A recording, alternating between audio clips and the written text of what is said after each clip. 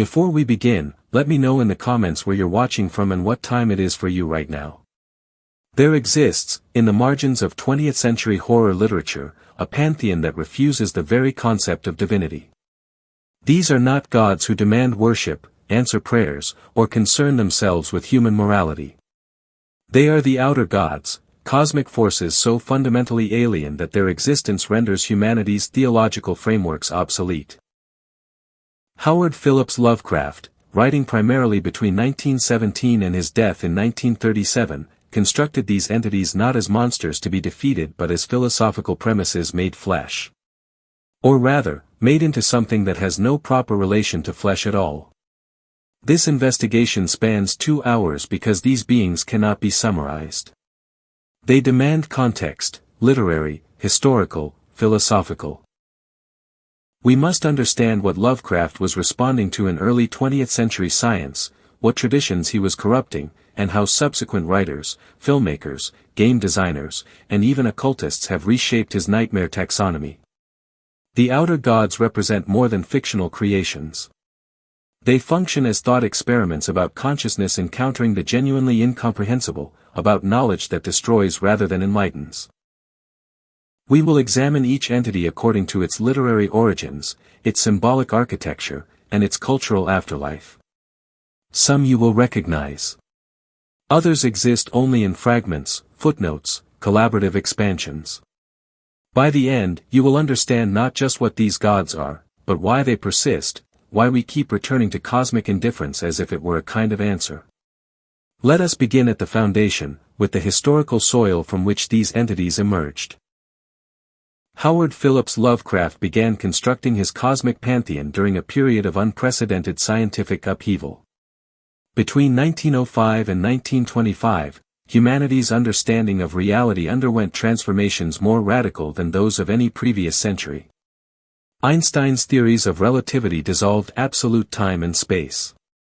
Quantum mechanics revealed a subatomic realm governed by probability rather than certainty. Edwin Hubble's observations, published in 1925, demonstrated that our galaxy was merely one among countless others in an expanding universe of incomprehensible scale. For a philosophically minded writer already committed to materialist atheism, these revelations provided not comfort but existential vertigo. Lovecraft absorbed these developments with the intensity of someone who understood their implications extended far beyond physics laboratories. His extensive correspondence, over 100,000 letters during his lifetime, reveals a thinker obsessed with humanity's cosmic demotion. He rejected anthropocentrism not as pessimism but as rational acceptance of astronomical fact. The universe disclosed by modern science was not hostile to human concerns. It was utterly indifferent to them. This indifference became the philosophical foundation for entities that would exist on scales rendering human categories of good, evil, purpose, or meaning entirely irrelevant. The outer gods emerged from this intellectual climate as thought experiments in radical alterity. Lovecraft distinguished them carefully, though not always consistently, from his great old ones. The old ones, Cthulhu, Dagon, Hastur, were imprisoned, dreaming, potentially knowable through ancient texts and archaeological evidence. The outer gods existed beyond such containment. They were not sleeping beneath the sea or sealed in distant star cities. They constituted the fabric of reality itself, or rather, the chaos underlying that fabric. Azathoth bubbled at the center of infinity. Yog-Sothoth was coterminous with all time and space. These were not entities that could be imprisoned because they preceded and encompassed the very concepts of dimension and duration. Lovecraft's letters to fellow writers Clark Ashton Smith, Robert E. Howard, and August Derleth demonstrate his deliberate construction of this hierarchy. In a 1927 letter, he described his cosmology as a kind of aesthetic pattern designed to evoke a sense of the abnormal, the utterly alien, the fundamentally opposed to all human life and thought. This was not world-building in the conventional sense. He was not creating a consistent mythology but rather assembling a vocabulary for experiences that existed beyond vocabulary's reach. The contradictions between stories, the deliberate vagueness, the refusal to systematize. These were features, not flaws. The influence of Lord Dunsany proves particularly significant here. Lovecraft discovered Dunsany's dreamlike pantheons in 1919 and immediately recognized a methodology for depicting gods as genuinely other. But where Dunsany's deities possessed personalities, motivations, even humor, Lovecraft stripped away these anthropomorphic comforts. His outer gods would be forces, not persons. Arthur Machen's The Great God Pan provided another template. Hidden dimensions pressing against our own, revelation as destruction. Yet Lovecraft went further, removing even Machen's Christian metaphysical framework. There would be no redemption, no ultimate moral order. Only mathematics revealing truths that shattered minds. What Lovecraft created, then, was not mythology but anti-mythology.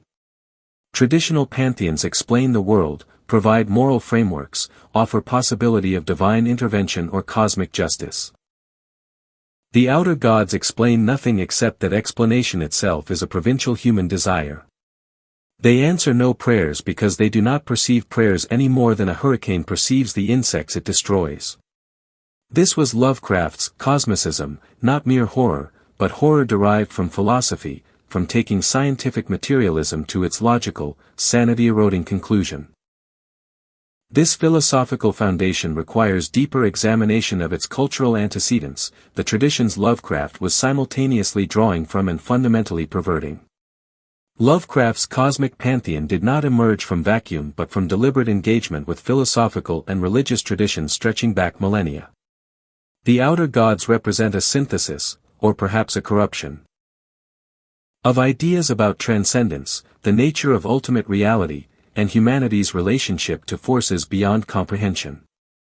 Understanding these antecedents reveals how Lovecraft weaponized existing frameworks of thought, turning contemplative philosophy into existential horror. Gnostic cosmology provides perhaps the most direct parallel.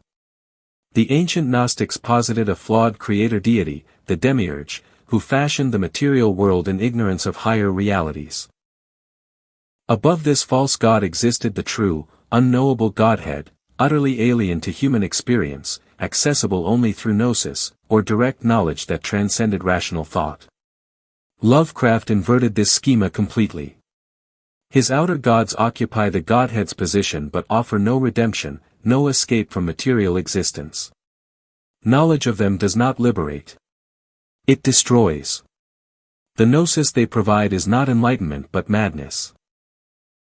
Where Gnostics sought to escape the material prison, Lovecraft's characters discover that what lies beyond is infinitely worse than anything terrestrial. Arthur Schopenhauer's philosophy of the will bears remarkable resemblance to Lovecraft's cosmicism, though no evidence suggests Lovecraft read Schopenhauer directly. Schopenhauer described reality as driven by a blind, purposeless will, an endless striving without goal or meaning. Individual consciousness merely represents temporary manifestations of this universal force, doomed to suffering because desire can never be permanently satisfied. Azathoth, the blind idiot god bubbling at the center of infinity, mirrors Schopenhauer's will almost precisely. Both represent ultimate reality as mindless, purposeless chaos.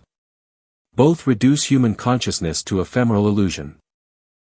The crucial difference lies in Schopenhauer's Buddhism-influenced escape through aesthetic contemplation and ascetic renunciation. Lovecraft offers no such escape. His universe permits neither transcendence nor annihilation, only the grinding persistence of awareness in a reality that should not be known. Nietzsche's proclamation that God is dead echoes through Lovecraft's work, though again transformed into something more disturbing. Nietzsche meant that traditional religious frameworks could no longer sustain cultural authority in the modern age. This created opportunity for humanity to forge new values, to become the Übermensch. Lovecraft accepted the death of the Christian God but replaced it not with human potential but with entities that demonstrated how pathetically inadequate human categories of value had always been.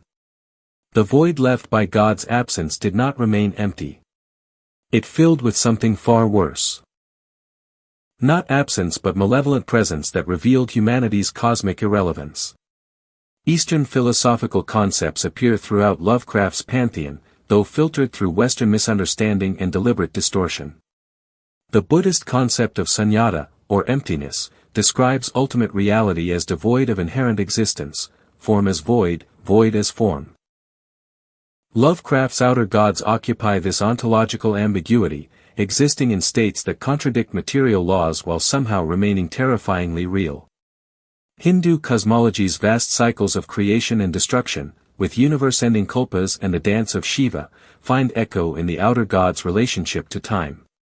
But where Hindu philosophy embeds these cycles within ultimately meaningful spiritual frameworks, Lovecraft drains them of purpose. The cycles continue because they continue, not because they lead anywhere or mean anything. The pre-Socratic philosophers, particularly Heraclitus and Anaximander, appear to have influenced Lovecraft's thinking about fundamental chaos. Heraclitus's Panta-rei, everything flows, described reality as eternal flux, with fire as the transforming element underlying apparent stability. Anaximander's concept of the apeiron, the boundless or infinite, represented the origin of all things as something without definite quality or limit. These ancient attempts to describe reality's substrate reappear in Lovecraft's depictions of Azathoth and Yog-Sothoth, entities that are not things but conditions, not beings but states of existence that precede and encompass being itself. The late 19th century decadent movement provided aesthetic vocabulary for cosmic horror. Writers like Joris Karl Huysmans and Arthur Machen explored forbidden beauty, spiritual corruption, and experiences beyond conventional morality. Decadence celebrated the artificial, the perverse, the transgressive, but always within frameworks that acknowledged transgression's existence. Lovecraft absorbed their fascination with forbidden knowledge while removing the implicit moral boundaries. His outer gods represent pure aesthetic horror divorced from ethical meaning. They are not evil. They simply are, and their existence makes human ethical frameworks appear as quaint as medieval cosmology. Most crucially, scientific materialism itself became Lovecraft's primary philosophical source. The mechanical universe of Newtonian physics had already displaced divine providence with clockwork determinism. Darwin eliminated design from biology. Geology revealed Earth's vast age and humanity's infinitesimal tenure upon it. Lovecraft accepted all this and extended its logic. If consciousness emerged accidentally from matter, if purpose was purely local and subjective, if the universe operated according to physical laws indifferent to human welfare, then what might exist in the vast spaces beyond human observation? The outer gods represent scientific materialism's nightmare conclusion, not that the universe is empty of divinity, but that it teems with entities for which divinity is meaningless. These philosophical traditions converged in Lovecraft's work to create something unprecedented, cosmic horror grounded in genuine philosophy rather than mere supernatural threat. The language he invented to express these ideas deserves equally careful examination. The names of the outer gods assault conventional linguistics. Azathoth, Yog-Sothoth, Nyarlathotep, Shub-Niggurath, these are not words that invite comfortable pronunciation. They resist the mouth, create awkward syllabic clusters, force the tongue into unfamiliar positions. This difficulty is neither accidental nor arbitrary. Lovecraft constructed a nomenclature designed to evoke linguistic alienation, to suggest that these entities exist so far beyond human frameworks that even naming them requires breaking language itself. Azathoth exemplifies this technique. The name combines harsh consonants with an ending that suggests neither Greek, Latin, Arabic, nor any recognizable linguistic tradition.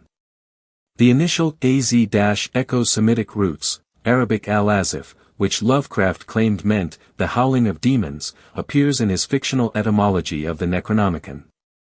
The Thoth ending evokes the Egyptian deity Thoth, god of writing and knowledge, though corrupted almost beyond recognition. This deliberate corruption matters. Lovecraft was not simply inventing exotic-sounding names but suggesting that his entities possessed ancient names now degraded through transmission, translation, and the erosion of human memory. The difficulty in pronunciation becomes metaphor for the difficulty in comprehension. Yog-Sothoth follows similar principles while adding layers of symbolic resonance. Yog might derive from yoga, suggesting union or binding, while Sothoth lacks clear antecedent but echoes both, soteria, Greek for salvation, and Sothis, the Greek name for Sirius, the dog star. The entity described as the key and the gate bears a name suggesting both mystical union and stellar distance, both access and barrier. The hyphenation itself creates visual strangeness, marking the name as compound yet unified, multiple yet singular. Precisely mirroring Yog-Sothoth's nature as simultaneously all times and all spaces. Nyarlathotep stands apart through its relative pronounceability and its clear Egyptian resonance. The name directly invokes Thoth while adding the suffix hotep, meaning satisfied or at peace in ancient Egyptian, as in Amenhotep, Ammonius is satisfied. This accessibility proves strategic. Nyarlathotep functions as the outer god's messenger, the entity capable of direct interaction with humanity. A name that can be spoken, remembered, called upon serves this role. Yet even here, Lovecraft introduces uncanny elements. The prefix nyar- suggests near phonetically while also evoking associations with nightmare and Arabic and fire. The entity appears approachable through language yet remains fundamentally threatening. Shub-Niggurath presents Lovecraft's most problematic creation linguistically. The name employs deliberately harsh, almost guttural sounds suggesting both fecundity, shub evoking shrub or growth, and corruption, the controversial middle portion. Lovecraft termed this entity, the black goat of the woods with 1,000 young, linking it to fertility cults and woodland rites. The name's phonetic ugliness matches its thematic content, reproduction as cosmic horror, fertility as grotesque rather than life-affirming. Modern readers cannot separate this name from its racist etymology, a reminder that Lovecraft's xenophobia infected even his invented languages. The function of unpronounceable names extends beyond mere aesthetic choice into epistemological territory. In many mystical traditions, knowing a deity's true name grants power over it. Jewish tradition prohibits speaking God's name.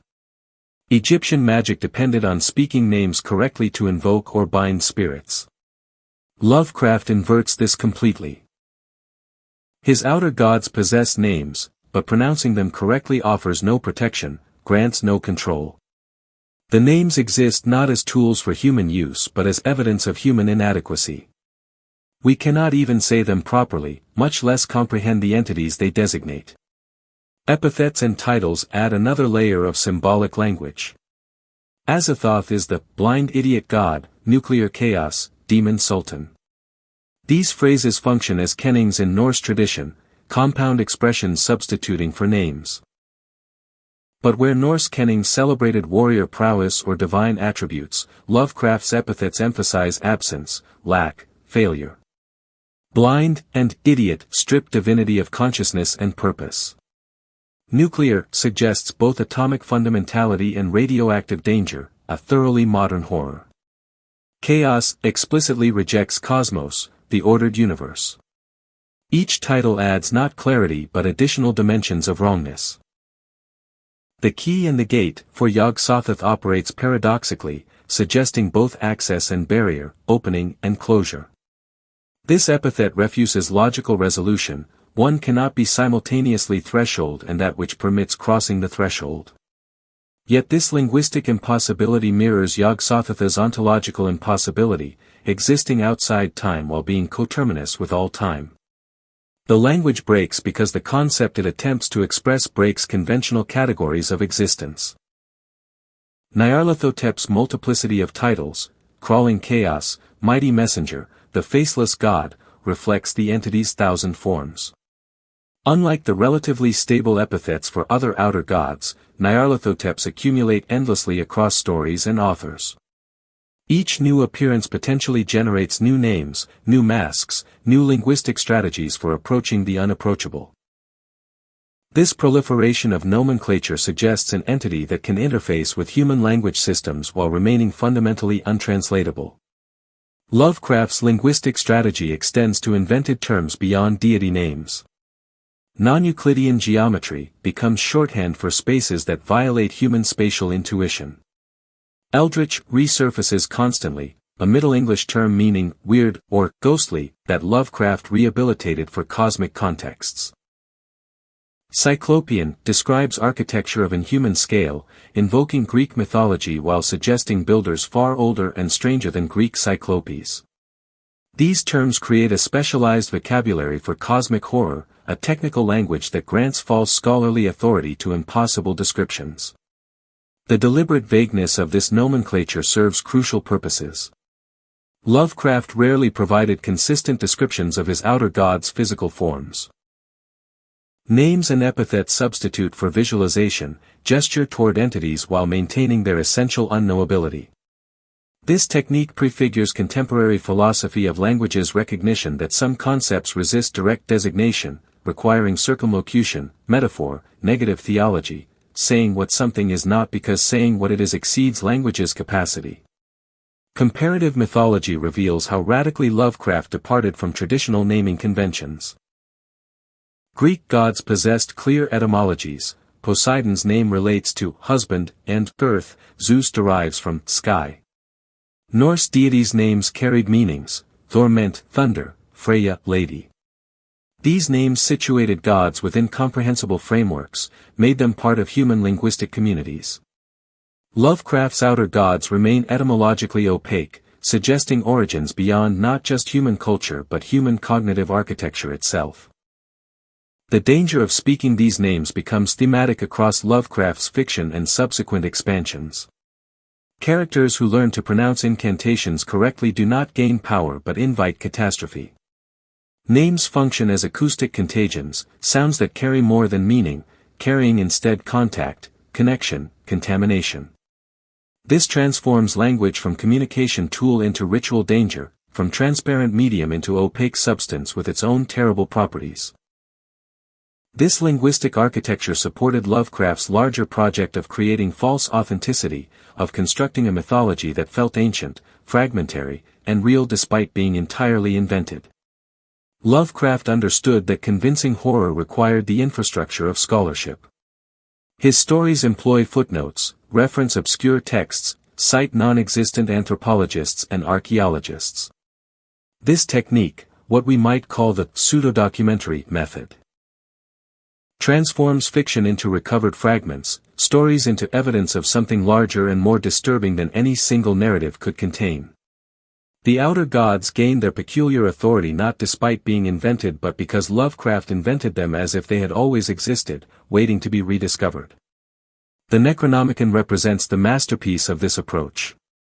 First mentioned in The Hound, in 1922, this grimoire accumulates history and authenticity across dozens of stories.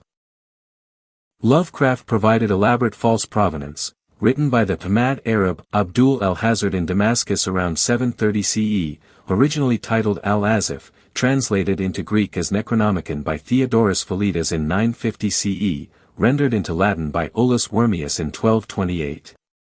He specified editions, listed libraries that supposedly held copies, described the book's physical characteristics and the fates of those who read it. None of this existed. All of it felt real. The genius lay in treating the Necronomicon as citation rather than explanation. Characters consult the book, quote brief passages, reference specific sections, but Lovecraft never fully reproduced its contents. This fragmentary presentation mimics actual scholarly engagement with ancient texts, partial translations, disputed passages, lacunae where manuscripts are damaged or deliberately suppressed. By providing the apparatus of learning without the complete text, Lovecraft created absence that invited readers to imagine what terrible knowledge the complete volume might contain. The Necronomicon became more powerful as absence than any full publication could achieve. Cross-referencing between authors in the Weird Tales circle amplified this effect exponentially. Robert E. Howard mentioned Lovecraft's entities in his tales of pre-cataclysmic civilizations. Clark Ashton Smith's Hyperborean cycle incorporated Tsathoggua, and Lovecraft reciprocated by citing Smith's invented deity. Frank Belknap long contributed the Hounds of Tindalos and Shawner Fawn, which then appeared in other stories. This collaborative world-building created the illusion of independent verification. If multiple authors, writing different types of stories in different styles, all referenced the same cosmic mythology, surely some factual basis must underlie their fictions. The technique functioned like scholarly consensus. In academic discourse, multiple independent sources citing the same evidence establishes credibility. Lovecraft and his circle manufactured this consensus deliberately. They exchanged letters discussing additions to the shared mythology, negotiating which entities belonged to which cosmic hierarchies, standardizing spellings and characteristics. August Derleth later published much of this correspondence, revealing the collaborative construction while simultaneously reinforcing the mythology's coherence. The behind-the-scenes coordination became, paradoxically, additional evidence of systematic thought supporting the fiction. Lovecraft's narrator strategy enhanced this documentary quality. His protagonists typically function as reluctant witnesses, scholars, antiquarians, journalists investigating phenomena they initially doubt. They accumulate evidence methodically, resist supernatural explanations until forced to accept them, document their discoveries in journals or letters found after their disappearance or death. This narrative frame positions readers as subsequent investigators examining recovered testimony. We do not experience events directly but through mediated accounts, precisely how we encounter historical truth. The unreliable narrator becomes crucial here. Lovecraft's protagonists frequently question their own sanity, acknowledge that their experiences might be hallucinations or madness. This self-doubt paradoxically increases credibility. A narrator claiming absolute certainty about cosmic horrors would trigger skepticism. A narrator wrestling with disbelief, desperate to rationalize the irrational, mirrors the reader's own resistance. The uncertainty feels authentic because encountering genuine impossibility should produce exactly this kind of cognitive dissonance. Academic apparatus litters Lovecraft's fiction with false authority. He invented scholarly journals, the Proceedings of the American Psychological Society, the Journal of the American Anthropological Society. He cited genuine academic sources alongside fabricated ones, blurring boundaries between actual scholarship and invented learning. In At the Mountains of Madness, the Miskatonic University expedition employs legitimate geological and paleontological terminology while describing utterly impossible discoveries. The technical language grants authority to the impossible, suggesting that proper scientific methodology has led, logically and inevitably, to sanity-destroying conclusions. Translation becomes another authenticity marker. Lovecraft frequently presented texts as translated from Arabic, Latin, or unknown languages. Translation inherently involves loss, approximation, scholarly dispute. By framing his invented lore as already translated, he built in explanations for inconsistency and vagueness. Different translators might render the same passage differently. Ancient languages might lack equivalents for concepts they describe. The act of translation itself becomes evidence of textual antiquity and the degradation of knowledge across temporal and linguistic barriers. The desire to believe in these fabrications extended far beyond Lovecraft's original readership. By the 1960s and 1970s, people were regularly contacting libraries requesting access to the Necronomicon. Occult publishers began producing volumes claiming to be the actual grimoire, sometimes arguing that Lovecraft had genuinely channeled ancient knowledge while believing it fiction. The Simon Necronomicon, published in 1977, presented itself as a translation of authentic Sumerian magical texts. L. Sprague de Camp and George Hay produced their own competing versions. These hoaxes of hoaxes demonstrate the profound effectiveness of Lovecraft's technique. The appeal of hidden history explains this phenomenon. Mainstream archaeology and anthropology present officially sanctioned narratives of human development. Lovecraft's mythology offered an alternative history, suppressed knowledge, truths too dangerous for public consumption. This framework resonates with conspiracy thinking, with the desire to possess secret knowledge that explains the world differently than official sources. The Outer Gods became, for some readers, not metaphors for cosmic indifference but actual entities that established religions and governments had conspired to conceal. Robert E. Howard contributed substantially to this collaborative mythology building. His Conan stories occasionally referenced pre-human civilizations that worshipped beings matching Lovecraft's descriptions. His horror fiction explicitly incorporated Lovecraftian deities while adding new dimensions. The Black Stone, published in 1931, describes a Central European megalith connected to worship of a toad-like deity, blending Lovecraft's cosmic horror with Howard's interest in barbarism and atavism. These cross-pollinations suggested vast mythological consistency spanning different authors, different time periods, different geographical settings. Clark Ashton Smith's elaborate invented languages and meticulous world-building for Hyperborea, Zothique, and Averoigne added another layer of pseudo-scholarship. Smith created glossaries, provided etymologies for invented terms, described historical progressions of his imaginary civilizations. When Lovecraft incorporated Smith's creations, and Smith reciprocated, the combined effect suggested not two writers playing games but two scholars independently discovering evidence of the same underlying reality. This technique of treating fiction as scholarship has profound implications for understanding how belief systems form and propagate. Lovecraft demonstrated that sufficiently detailed, internally consistent, collaboratively reinforced fictional frameworks can achieve psychological reality independent of factual truth. The outer gods exist in human culture now regardless of their invented origins. They have been incorporated into occult practices, analyzed in academic papers, adapted into countless derivative works. The line between fictional creation and cultural reality has blurred precisely as Lovecraft intended. The question of why readers wanted this mythology to be real leads to uncomfortable territory. Perhaps the outer gods offer strange comfort, better a universe with meaning, even terrible meaning, than genuine meaninglessness.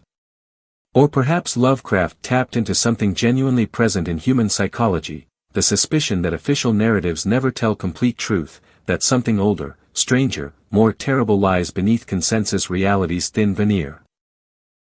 These entities, born from deliberate literary fabrication but constructed with scholarly apparatus, now demand examination in their own right, not as Lovecraft wrote them, necessarily, but as they have evolved through decades of cultural transmission and transformation. Cosmic indifference forms the philosophical bedrock of the outer gods. These entities do not hate humanity, do not seek its destruction, do not even acknowledge its existence with sufficient attention to constitute genuine malevolence. A hurricane does not hate the buildings it destroys. A supernova does not contemplate the civilizations its radiation sterilizes. The outer gods occupy this same relationship to human consciousness. They are processes, conditions, states of being that intersect with terrestrial reality only incidentally. When Azathoth's mindless piping creates universes or destroys them, humanity's presence or absence in those universes registers no more significantly than individual atoms register to human awareness. This indifference proves more psychologically destabilizing than active hostility could ever achieve. The ontological hierarchy Lovecraft constructs places humanity several levels below cosmic significance. Consider the descending scale. Outer gods exist beyond dimensional constraints, great old ones inhabit distant stars or terrestrial depths, elder things built Antarctic cities a billion years ago, humanity emerged roughly 200,000 years ago as one transient species among millions. Our position in this hierarchy resembles that of bacteria in human hierarchies, present, occasionally noticed, ultimately irrelevant to the functioning of larger systems. The Call of Cthulhu articulates this directly through its opening. We live on a placid island of ignorance in the midst of black seas of infinity, and it was not meant that we should voyage far. The passive construction matters. No deity intended our ignorance. We simply exist in a condition where comprehensive knowledge would prove incompatible with continued sanity. Entropy and dissolution manifest as divine attributes rather than natural processes to be feared. Azathoth represents this principle most clearly. Described as nuclear chaos, as the bubbling center of infinity attended by mindless flute players. This imagery invokes both atomic decay and thermodynamic heat death. The second law of thermodynamics states that entropy in closed systems inevitably increases. Order breaks down. Energy disperses. Complexity reduces to simplicity. Lovecraft elevates this physical law to theological status. Azathoth is entropy enthroned, disorder worshipped, the inevitable victory of chaos over temporary cosmic order. Even reality's existence becomes provisional, dependent on the dreaming of this blind idiot god who may wake at any moment and dissolve everything into primordial chaos. Dream reality permeability challenges fundamental assumptions about consciousness and matter. Lovecraft's work consistently suggests that what we term reality might be merely one layer among many, separated from other states of existence by barriers more psychological than physical. The dreamlands described in The Dream Quest of Unknown Kadath exist as fully material as the waking world but accessible only through specific states of consciousness.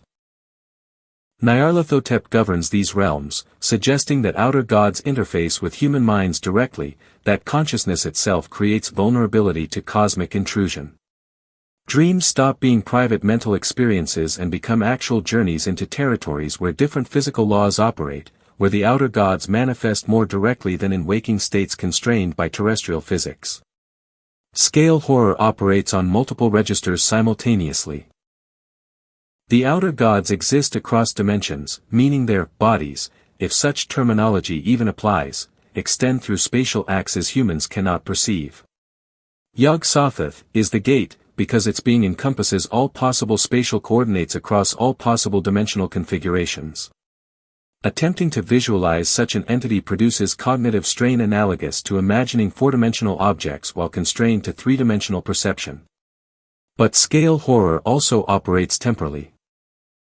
These entities existed before Earth's formation and will persist after its destruction. Human civilization's entire span, from agricultural revolution to eventual extinction, occupies a microsecond in their temporal awareness. We cannot matter to beings whose temporal scale makes geological ages seem brief. The futility of knowledge reverses Enlightenment assumptions about learning as inherently beneficial.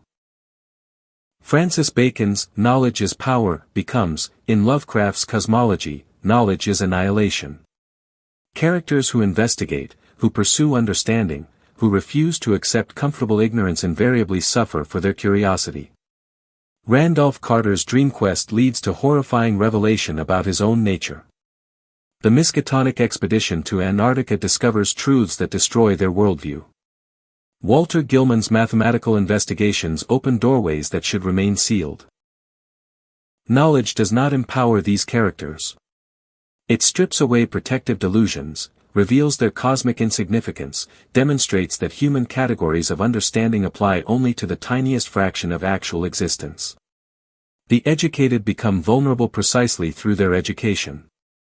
Anti-anthropocentrism drives every aspect of the outer gods' construction. Monotheistic religions place humanity as creation's purpose, made in the divine image, granted dominion over earth. Even polytheistic systems typically feature gods who care about human affairs, who can be bargained with, appeased, understood.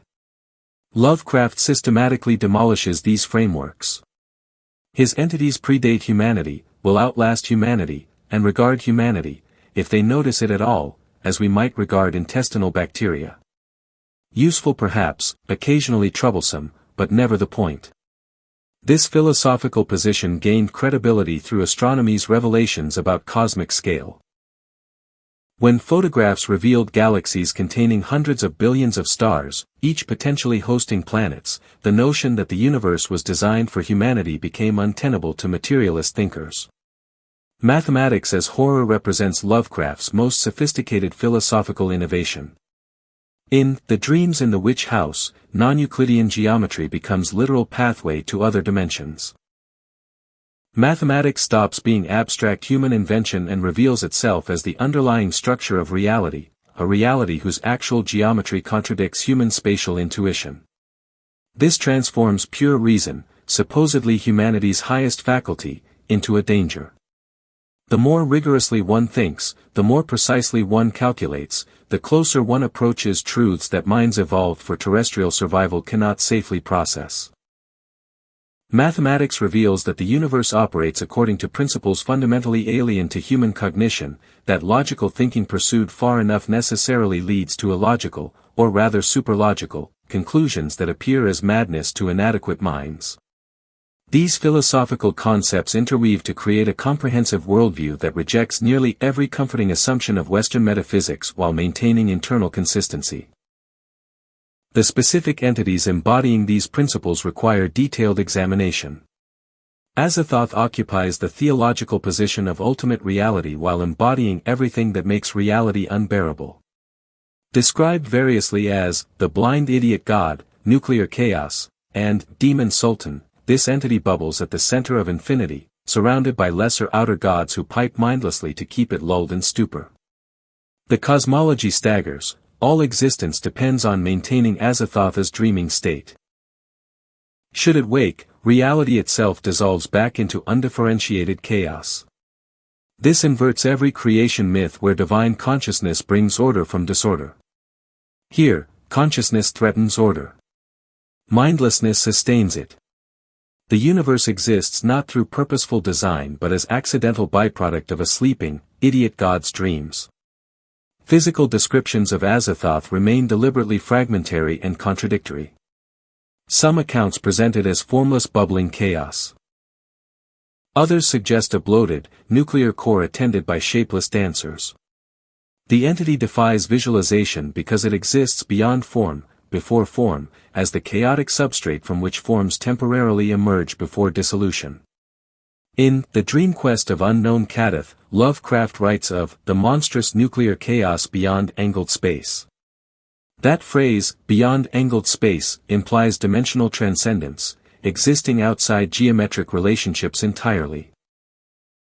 Azathoth is not hidden in distant galaxies but orthogonal to the dimensional structure of the cosmos, accessible only through breaks in reality's fabric.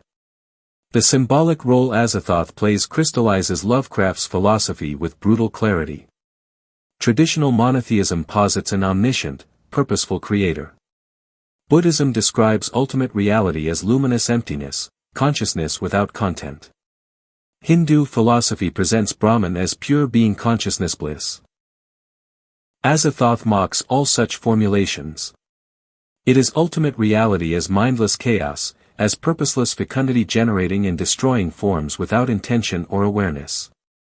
The universe has a creator, but that creator is blind, idiotic, chaotic, the worst possible answer to humanity's theological questions.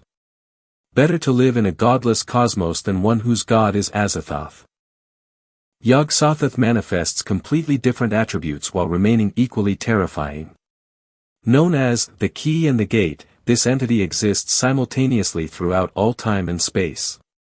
Lovecraft describes it in The Dunwich Horror as a congeries of iridescent globes, yet stupendous in its malign suggestiveness. The geometric imagery suggests soap bubbles, cellular structures, perhaps the many worlds interpretation of quantum mechanics made visible. Each globe potentially represents a different temporal or dimensional coordinate, with the entire aggregation constituting Yog-Sothoth's unified being. To perceive Yog-Sothoth is to perceive all moments simultaneously, past, present, future collapsed into single traumatic revelation. The epithet, key and the gate, operates with precise philosophical meaning. Yog-Sothoth is simultaneously the barrier between dimensions and the means of crossing that barrier. It is both obstacle and passage, prison wall and escape route. This paradox mirrors quantum superposition, where particles exist in multiple states until observation collapses possibility into actuality. But Yog-Sothoth never collapses. It remains perpetually both, maintaining contradictory states simultaneously. To invoke Yog-Sothoth is to request passage through dimensional boundaries, but the entity that permits passage also is those boundaries. There is no bargaining with a force that comprises both the lock and the key. The Dunwich Horror demonstrates Yog-Sothoth's capacity for terrestrial interaction through biological reproduction. The entity fathers human hybrid offspring on Lavinia Whately, producing Wilbur Whately and his monstrous twin brother. This represents cosmic horror's violation of biological categories. Reproduction typically requires compatible species. Yog-Sothoth, existing outside time and space, nevertheless can hybridize with terrestrial mammals to produce viable offspring.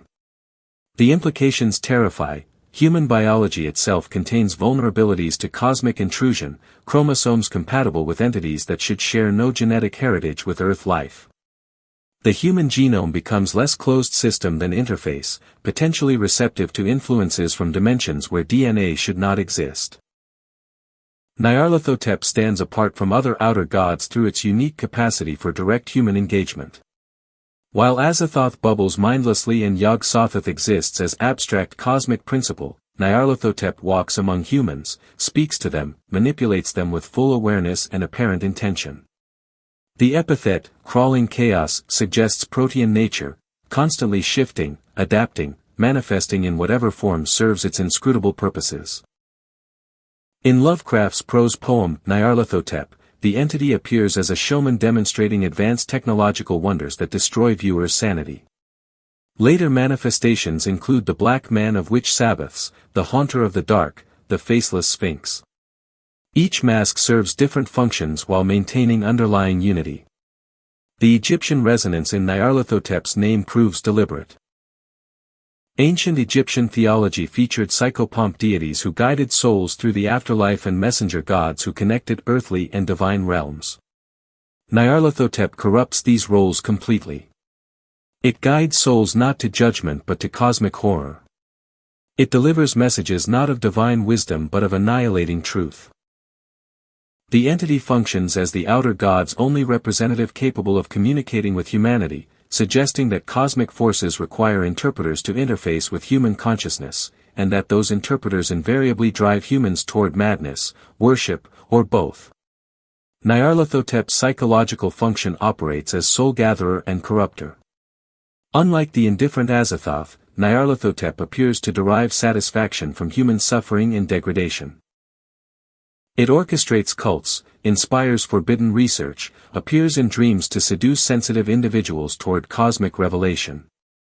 This suggests hierarchy among the outer gods themselves. If Azathoth represents mindless chaos and Yog-Sothoth embodies abstract cosmic law, Nyarlathotep might function as active will, as the intentional aspect of forces otherwise too vast or too mindless to interact purposefully with terrestrial existence. Shub-Niggurath, the black goat of the woods with 1,000 young, embodies fertility horror and grotesque fecundity. This entity appears most frequently in woodland cult rituals, suggesting ancient pagan worship traditions corrupted by contact with cosmic forces. The 1,000 young suggest endless reproduction, biological productivity elevated to cosmic principle. But this is not life-affirming fertility. It is cancerous growth, reproduction without limit or purpose, life as mere multiplication divorced from meaning.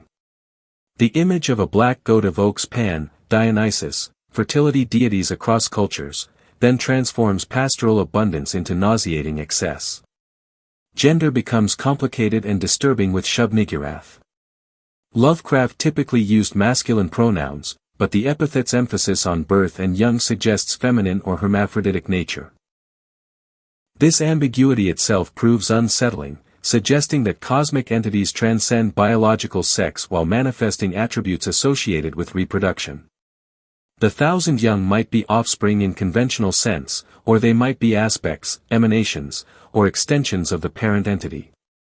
In cosmic horror, even basic biological categories like parent and child, male and female, become unstable when applied to entities operating under different physical laws. Lesser-known outer gods populate Lovecraft's mythology and later expansions with varying degrees of development. Abhoth, the source of uncleanliness, dwells in caverns beneath Mount Vurmithadreth, continuously spawning malformed entities that crawl away or are reabsorbed. This suggests creation as pollution, as contamination rather than purposeful generation. Yidra, the dream witch, manifests through multiple avatars across time. Tulsha, the green flame, burns in Azathoth's court as living conflagration.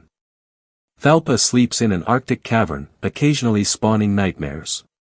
Each entity adds dimensions to Lovecraft's anti-theology, filling roles that traditional pantheons assign to specific gods but inverting their meanings. August Derleth's posthumous systematization attempted to organize these entities into elemental categories: fire, water, earth, air. He positioned some outer gods as good entities opposing evil ones, importing a Zoroastrian dualism completely foreign to Lovecraft's philosophy. This systematization reveals the human impulse to impose order even on deliberately chaotic cosmologies. Scholars debate whether Derleth's contributions constitute legitimate expansion or fundamental misunderstanding of Lovecraft's vision. The controversy itself demonstrates how myth systems evolve through collective authorship, with canonical and heretical interpretations competing for authority. The problem with systematic theology in chaotic cosmology becomes apparent when examining contradictions between stories. Lovecraft never intended consistent mythology but rather a vocabulary for expressing cosmic horror. Different stories emphasize different aspects, introduce incompatible details, suggest varying hierarchies. This inconsistency, rather than undermining the outer god's effectiveness, actually enhances it. Systematic knowledge should be achievable for comprehensible pantheons. The outer gods' resistance to systematization functions as evidence of their fundamental inscrutability. They cannot be fully known, categorized, understood, only feared, worshipped, or fled from an ultimate futility. These entities do not merely threaten humans physically but challenge the epistemological frameworks through which humans construct meaning and maintain sanity. The encounter between human consciousness and outer gods produces madness not as supernatural curse but as cognitive necessity. Minds evolved for terrestrial survival, for identifying predators, finding food, navigating three-dimensional space. Simply lack the architecture to process entities existing across multiple dimensions, throughout all time simultaneously, or as embodiments of fundamental chaos. The insanity Lovecraft describes functions as neurological failure analogous to attempting to run software on incompatible hardware. The system crashes not because it is weak but because it is fundamentally incapable of executing the required operations. This cognitive incompatibility manifests in specific, describable ways across Lovecraft's fiction. Characters who glimpse outer gods or comprehend cosmic truths experience dissolution of self-identity, inability to distinguish dream from waking, temporal disorientation, and linguistic breakdown. In The Call of Cthulhu, the Norwegian sailor Johansen encounters Cthulhu and subsequently produces an account described as disordered and incoherent. His language fails. Syntax fractures. The mechanical act of transcribing experience onto paper reveals that experience has exceeded language's capacity to represent it. The madness is not emotional instability but semiotic collapse, the symbols we use to construct shared reality proving inadequate to new categories of experience. Cults represent humanity's attempt to establish stable relationships with entities that should not be approached. The cultists in Lovecraft's stories span global geography and historical periods. Louisiana swamp dwellers, Greenland Inuit, Massachusetts Puritans, Egyptian priests. This universality suggests either independent discovery of cosmic forces or transmission of corrupted knowledge through ancient traditions. The cults worship the outer gods not from genuine religious devotion in conventional sense but from a combination of coercion, delusion, and pragmatic transaction. They offer sacrifices hoping for favors, perform rituals believing themselves protected, interpret cosmic indifference as divine attention. Their worship is pathological rather than spiritual. The distinction between willing servitors and deceived worshippers matters significantly. Some cult members understand, to whatever extent human minds permit, what they serve. They recognize that Azathoth does not care about their offerings, that Nyarlathotep manipulates them for purposes beyond their comprehension. Yet they continue worship anyway, perhaps because contact with cosmic forces, even destructive contact, feels preferable to conventional existence. These individuals have experienced something that makes ordinary human concern seem trivial. They become addicted to cosmic perspective even as it destroys them. Other cultists remain deluded, believing the outer gods function as traditional deities who can be appeased, bargained with, served in exchange for rewards. Their ignorance provides no protection. Rituals in Lovecraft's cosmology operate as transactions with entities that do not acknowledge contracts. Characters perform elaborate ceremonies involving specific geometries, particular incantations, precise astronomical alignments. Sometimes these rituals produce results. Summoning entities, opening gates, transforming the summoner. Other times they accomplish nothing, or accomplish something utterly unrelated to the ritualist's intentions. This unpredictability strips ritual magic of its traditional function as technology for manipulating supernatural forces. The rituals might work because outer gods occasionally, accidentally, notice them. Or they might work because reality's underlying structure permits certain geometric and temporal configurations to create genuine effects. The ritualists themselves cannot know which interpretation is correct, and the ambiguity renders their practices simultaneously meaningful and meaningless. Hybridization represents the most viscerally disturbing form of human outer god interaction. The Dunwich Horror presents Wilbur Whately, conceived through his mother's union with Yog-Sothoth. Wilbur appears partially human but grows to enormous size and reveals, when killed, a body combining human, reptilian, and utterly alien anatomical features. His twin brother, kept hidden in the Whately farmhouse, grows even more monstrous, invisible most of the time, leaving only footprints suggesting something massive and multi-legged. The biological compatibility required for such offspring horrifies because it suggests human DNA contains latent potentials for cosmic corruption, that our genetic code can interface with forces that should share no evolutionary heritage with terrestrial life. The Innsmouth look described in The Shadow over Innsmouth follows similar logic. Residents of this decaying Massachusetts seaport bear increasing resemblance to batrachian deep ones through genetic contamination spanning generations. Their transformation is biological, heritable, progressive, features becoming more fish-like until individuals eventually abandon terrestrial life entirely for submarine existence. The horror lies in transformation as genetic destiny, as something inherited and inescapable written in chromosomes. Human identity becomes provisional when one's own DNA contains code for metamorphosis into something utterly inhuman. Artists and dreamers demonstrate particular vulnerability to outer god contact, suggesting that sensitivity itself becomes liability. Randolph Carter, Lovecraft's most developed protagonist, possesses unusual capacity for vivid dreaming and aesthetic sensitivity.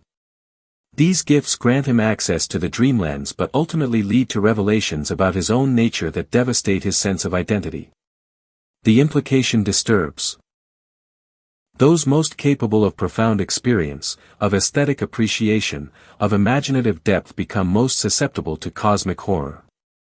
The qualities that make human consciousness valuable, creativity, curiosity, sensitivity, are precisely those that invite annihilation when turned toward cosmic rather than terrestrial subjects. The seductive nature of forbidden perspective operates throughout these interactions.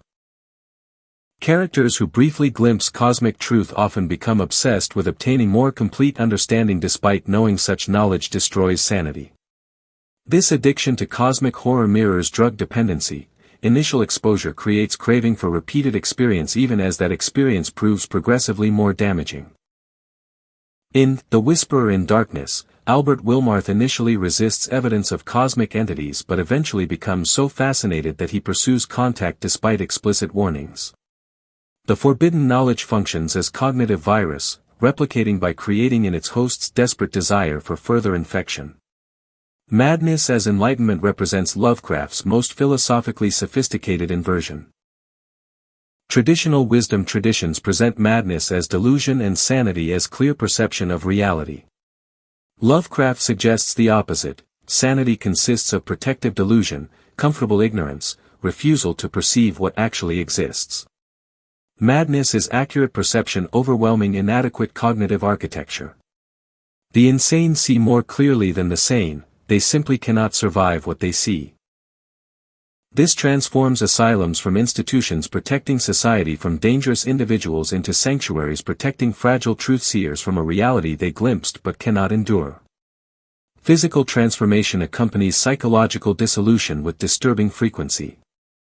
Characters who survive extended contact with cosmic forces begin exhibiting physiological changes. Altered facial features, elongated limbs, changes in skin texture, anatomical modifications suggesting their bodies are being rewritten to accommodate new perceptions. This somatic horror implies that consciousness and physicality cannot be separated. Perceiving dimensions beyond 3 requires developing sensory organs capable of such perception. Understanding time as simultaneous rather than sequential demands neurological restructuring. The body must change to house the altered mind, and these changes invariably trend toward the monstrous. The ultimate futility of resistance defines these interactions. Lovecraft's stories contain almost no successful protection against cosmic forces. Occasional characters escape through luck or others' intervention, but the knowledge they carry ensures permanent damage. No ritual provides reliable defense. No study prepares adequately for actual encounter. The best outcome is prolonged ignorance. Second best is quick annihilation. Worst is survival with full awareness of cosmic truths that make continued existence unbearable. This hierarchy of outcomes eliminates the conventional horror story's possibility of heroic triumph, replacing it with gradations of defeat. These human-entity interactions generate and transmit forbidden knowledge whose very existence proves corrosive to individual and collective sanity. The Necronomicon functions as suicide manual for reality itself. This fictional grimoire, supposedly composed by Abdul al-Hazard during his final years before being devoured by invisible entities in a Damascus marketplace around 738 CE, contains descriptions of the outer gods, instructions for contacting them, and cosmological revelations that destroy readers' capacity to function in conventional reality. Lovecraft never published the complete text because no complete text exists. Or rather, because the book's power derives from remaining partial, fragmentary, always promising more terrible knowledge just beyond the passages quoted. Characters who read the Necronomicon do not gain power proportional to their learning. They gain awareness proportional to their doom. What distinguishes forbidden knowledge from merely dangerous information becomes crucial. Nuclear weapon designs are dangerous, they enable mass destruction. But understanding nuclear physics does not inherently damage the understander.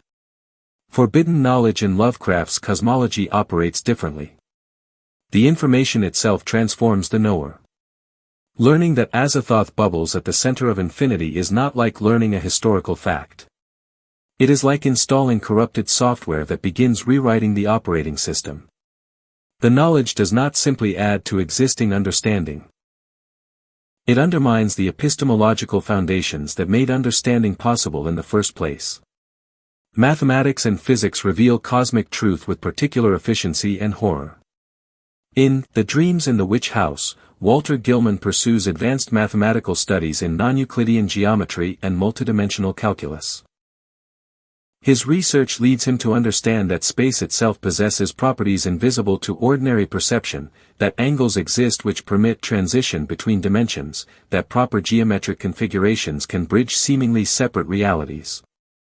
This knowledge proves entirely accurate. Gilman can travel through walls, visit other dimensions, witness entities that exist orthogonal to terrestrial space. His mathematics work perfectly. They work so well that they destroy him, opening connections he cannot close, attracting attention from forces he cannot comprehend. The transformation of science into a cult practice represents one of Lovecraft's most enduring contributions to horror literature. Traditional Gothic horror positioned science as rational light dispelling supernatural darkness. Van Helsing defeats Dracula through systematic application of folklore and medical knowledge. Lovecraft inverts this completely. In his cosmology, rigorous scientific investigation leads directly to cosmic horror. The Miskatonic Antarctic expedition in At the Mountains of Madness employs cutting-edge drilling equipment, aerial photography, and paleontological expertise. Their scientific excellence enables them to discover the Elder Things city, to uncover biological and architectural evidence of pre-human civilizations, to reconstruct histories that should remain buried. Science becomes the methodology for approaching unbearable truths. Languages that alter consciousness when spoken appear throughout Lovecraft's work and subsequent expansions. The incantations in the Necronomicon are not metaphorical descriptions but phonetic formulae that produce physical effects when properly vocalized. This suggests language can function as ritual technology, with specific sound combinations triggering responses in reality's underlying structure. But these are not spells in fantasy's sense. Pronounceable phrases that compel obedience from spirits. They are more like acoustic keys that unlock doors, with no guarantee that what emerges through open doors will be controllable or even survivable. The language itself carries contamination, with forbidden words creating cognitive changes in those who learn to pronounce them. Dreams represent uncontrolled access points to outer realms throughout Lovecraft's cosmology. Sleep, understood neurologically as the brain's maintenance cycle, becomes in cosmic horror a vulnerability. The sleeping mind, freed from wakeful reality's constraints, can drift into regions where outer gods manifest more directly. Nyarlathotep governs the dreamlands and can reach through dreams to contact, manipulate, or destroy dreamers. Randolph Carter's journeys begin as conventional dreams but transition into literal travel through dimensional spaces accessible only to sleeping consciousness.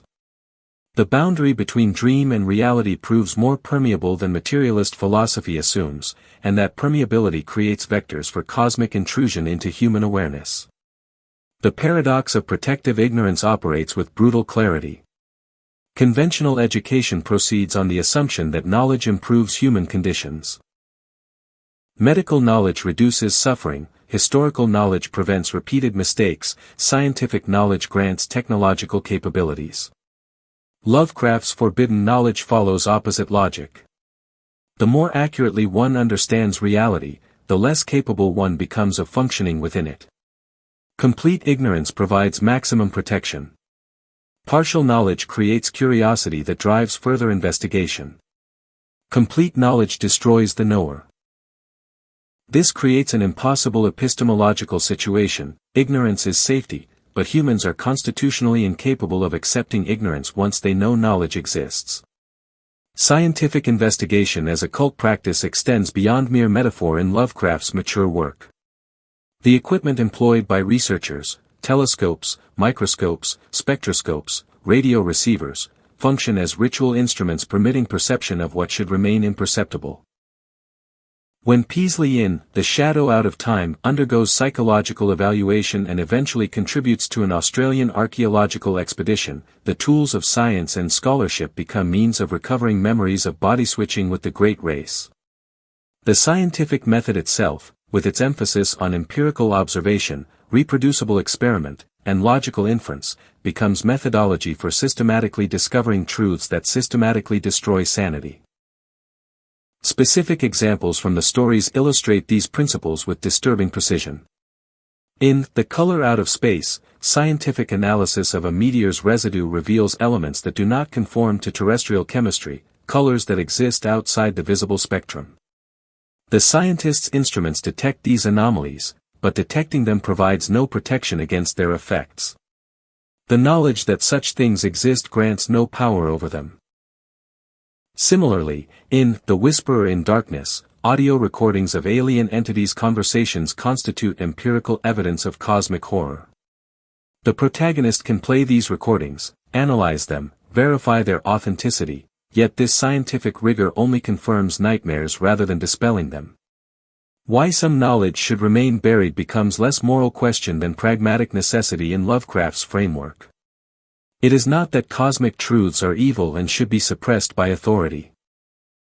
It is that human consciousness, as currently constituted, cannot process these truths without catastrophic failure.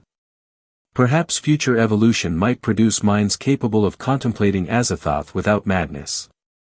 Perhaps alien species with different cognitive architectures can safely know what humans cannot. But for terrestrial humanity in its present state, certain knowledge functions as poison. The information itself is toxic to human consciousness, and no amount of courage, intelligence, or preparation provides adequate defense.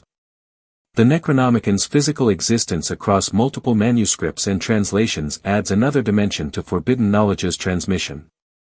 Different versions exist: the original Arabic Al-Azif, the Greek Necronomicon, Wormius's Latin translation, Dee's English rendering. Each translation potentially introduces errors, omissions, or interpretations that alter meaning. Yet even these degraded, partially incorrect versions prove dangerous. This suggests that forbidden knowledge possesses resilience, remaining hazardous even when fragmentary or corrupted. Like radioactive materials that remain dangerous regardless of containment, cosmic truths retain their consciousness-destroying properties through any medium that transmits them. Academic institutions in Lovecraft's fiction become repositories and distributors of forbidden knowledge despite or because of their scholarly purposes. Miskatonic University's library holds one of the few surviving Necronomicon copies. Harvard's collection includes various cursed volumes. These institutions intend to preserve dangerous texts for scholarly study while preventing general access. But scholars prove particularly vulnerable. Their training in critical analysis, their commitment to comprehensive understanding, their professional obligation to pursue truth regardless of personal cost make them ideal victims. The academic apparatus designed to manage dangerous knowledge actually concentrates and amplifies its destructive potential. The question of whether forbidden knowledge can be safely quarantined receives consistently negative answers across Lovecraft's fiction. Locked grimoires escape confinement. Suppressed cult histories resurface. Demolished sites rebuild themselves. Destroyed texts turn out to have copies. The knowledge itself seems to possess agency, or at least resilience that mimics agency. Perhaps this reflects the outer god's own properties. Existing outside normal causality, they can ensure that knowledge of themselves persists regardless of human attempts at erasure. Or perhaps the knowledge spreads because human curiosity makes complete suppression impossible. Someone always eventually picks the forbidden lock. This exploration of forbidden knowledge and its effects on human consciousness establishes the theoretical framework. The practical application, how these concepts manifest in specific stories, demands detailed textual analysis. The Outer Gods emerged gradually across Lovecraft's work rather than arriving fully formed in a single story. Nyarlathotep, written in 1920 as a prose poem based on an actual nightmare, introduces the first-named entity of the pantheon. The piece reads less like traditional narrative than fever dream transcription, and through this revolting graveyard of the universe the muffled, maddening beating of drums, and thin, monotonous whine of blasphemous flutes from inconceivable, unlighted chambers beyond time. The detestable pounding and piping whereunto dance slowly, awkwardly, and absurdly the gigantic, tenebrous ultimate gods, the blind, voiceless, mindless gargoyles whose soul is Nyarlathotep. This passage establishes several key elements: the cosmic court, the musical accompaniment, the mindlessness of ultimate deities, and Nyarlathotep's unique status as possessing something like consciousness or soul. The Nameless City, written in 1921, contains the first mention of Abdul al-Hazard, though not yet of his most famous creation. The story's narrator quotes a couplet supposedly penned by the mad poet, "That is not dead which can eternal lie, and with strange eons even death may die." These lines would become the most frequently cited in Lovecraft's entire corpus, appearing in multiple subsequent stories. The couplet encapsulates cosmic horror's temporal dimension. Entities existing outside normal death, awaiting proper astronomical alignments or dimensional configurations to resume activity. The city itself, built by reptilian pre-human civilization, establishes Lovecraft's method of suggesting vast histories preceding humanity, contexts that render human civilization a brief and meaningless interlude. The Necronomicon makes its debut in The Hound, published in 1922. The story itself represents early, somewhat crude Lovecraft. Grave-robbing aesthetes pursued by supernatural entity they disturbed. But the casual reference to a book I had always kept hidden near the phosphorescent skull, and later identification of this volume as the forbidden Necronomicon of the mad Arab Abdul al-Hazard, introduced the prop that would anchor dozens of subsequent tales. The book appears here without extensive history, merely existing as recognized item of occult significance. Lovecraft would spend the next 15 years elaborating its provenance, contents, and terrible influence. The Festival, written in 1923, provides the first oblique reference to what would become Yog-Sothoth, though not yet named. The narrator discovers a book containing rituals that involve Yuggoth, where the dolls chew hungrily in the dark, and references to entities existing beyond conventional space. The story's Christmas Eve setting, its New England location, and its depiction of ancient families maintaining hideous traditions through centuries established templates Lovecraft would refine repeatedly. The underground cavern scenes, with robed celebrants riding hybrid bat things, create imagery of corrupted religiosity that would appear throughout his mature work. The Call of Cthulhu, published in 1926, does not focus on outer gods directly but establishes the cosmic horror framework they inhabit. The story's tripartite structure, scholarly introduction, Louisiana cult discovery, Norwegian sailor's testimony, became Lovecraft's preferred method for building horror through accumulated evidence from multiple sources. More significantly, the tale articulates cosmicism's core philosophy. The most merciful thing in the world, I think, is the inability of the human mind to correlate all its contents. We live on a placid island of ignorance in the midst of black seas of infinity, and it was not meant that we should voyage far. This passage justifies protective ignorance while acknowledging that such protection cannot last. The Dream Quest of Unknown Kadath, written in 1927 though unpublished during Lovecraft's lifetime, provides the most extensive depiction of Nyarlathotep's realm and powers. Randolph Carter journeys through the dreamlands seeking the gods of Earth, only to discover they have abandoned humanity to seek audience with the outer gods. Nyarlathotep, revealed as master of the dreamlands, ultimately confronts Carter and sends him hurtling through space to witness Azathoth's court. The description staggers with cosmic scale. Carter saw now in the midst of that pandemoniac throng a limitless nuclear chaos, the ultimate, absolute, omnipotent ruler of all time and space, the mindless demon sultan Azathoth, whose name no lips dare speak aloud. This represents the first substantial characterization of Azathoth as central cosmic entity. The Dunwich Horror, appearing in 1928, marks the first sustained narrative involvement of an outer god, Yog-Sothoth. In terrestrial events. The story details Wilbur Whately's birth and upbringing, his grandfather's obsession with summoning entities through the Necronomicon, and the eventual revelation that Wilbur and his unseen twin brother are Yog-Sothoth's offspring. When Wilbur dies attempting to steal a Necronomicon copy from Miskatonic University, his body reveals impossible anatomy. Above the waist it was semi-anthropomorphic, though its chest had the leathery, reticulated hide of a crocodile or alligator.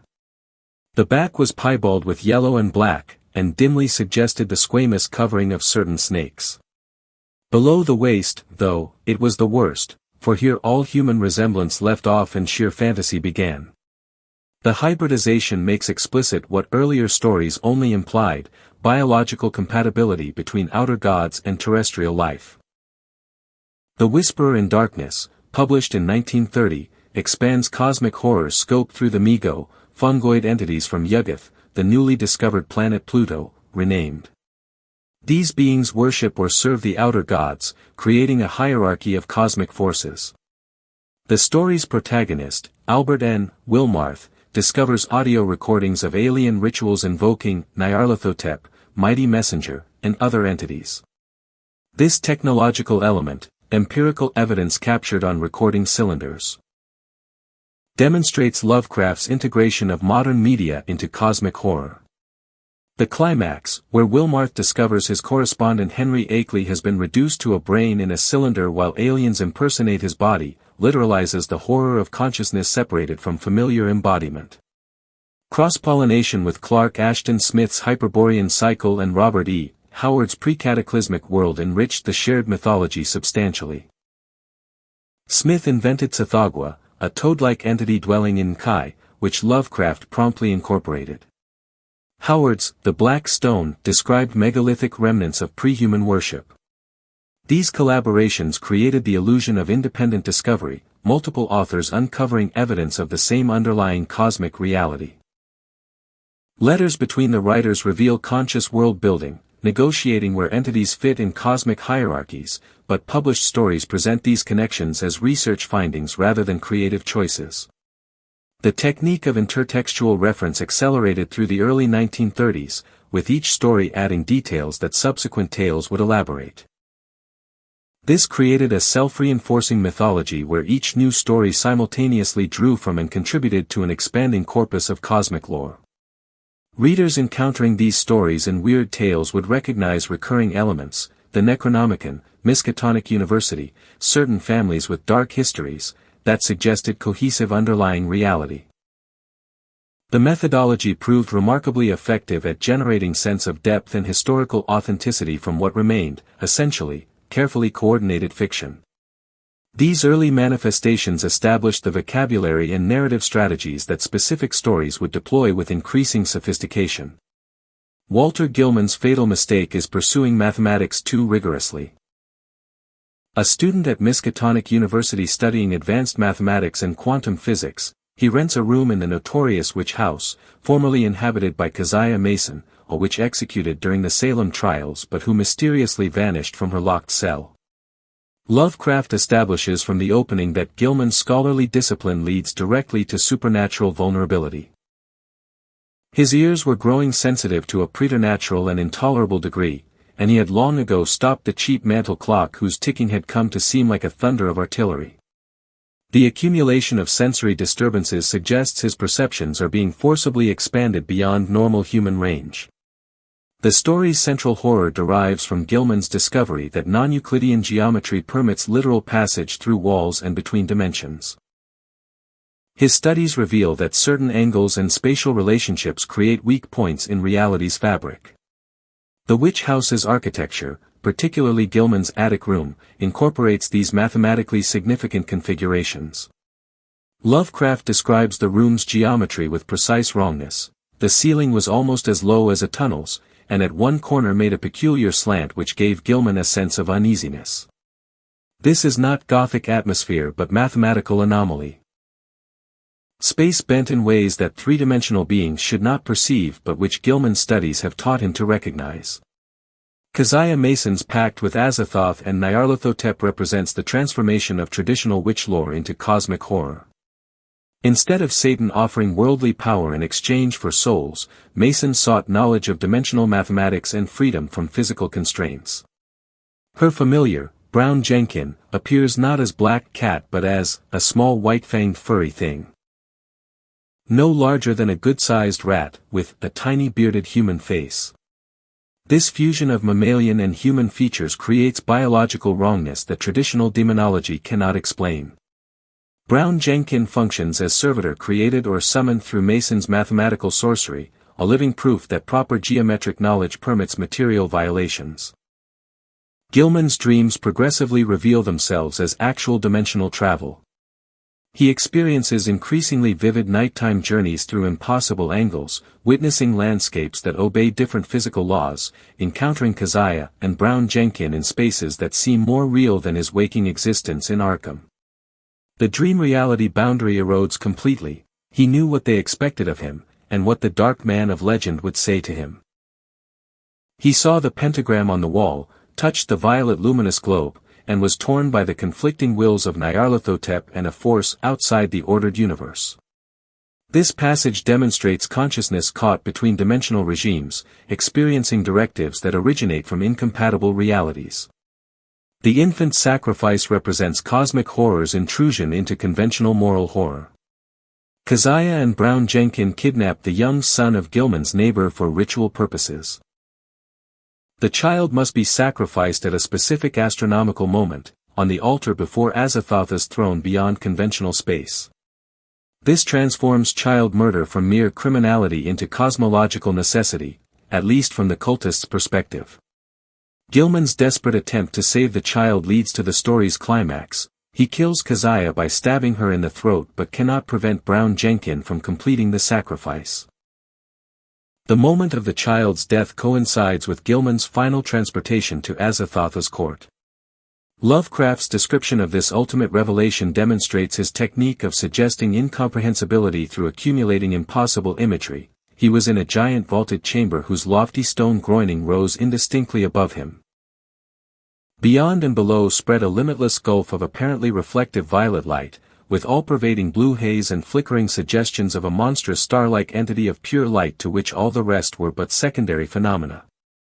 The language strains toward describing what cannot be described, dimensions beyond 3, colors outside the spectrum, entities constituted of light yet possessing volume. The prose itself mirrors Gilman's cognitive strain. The academic knowledge leading to fatal contact operates throughout the narrative. Gilman's mathematics professor notices his students' increasingly disturbed state and recognizes that Gilman has stumbled on some knowledge forbidden to the rest of mankind. But academic institutional responses prove inadequate.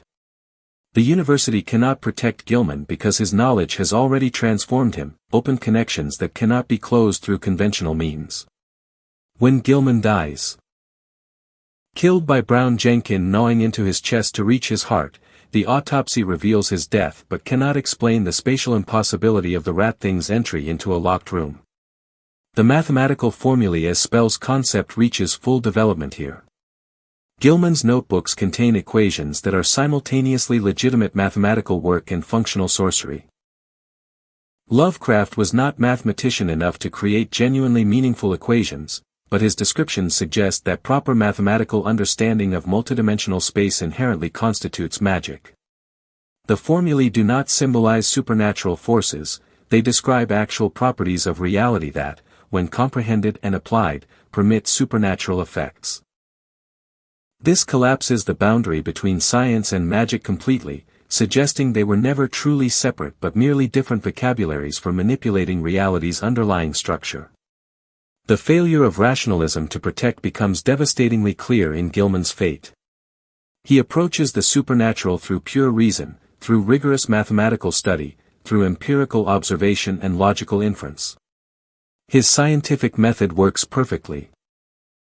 He successfully navigates non-Euclidean space, witnesses other dimensions, understands the geometric principles underlying Keziah's centuries of survival.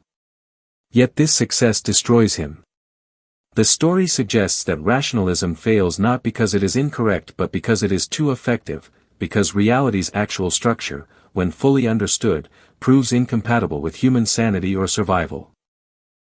Brown Jenkins' final attack, occurring in Gilman's bed after the student has been weakened by his otherworldly experiences, literalizes the horror of forbidden knowledge made flesh. The rat thing gnaws through Gilman's chest in a parody of birth or consumption, creating physical wound from epistemological transgression.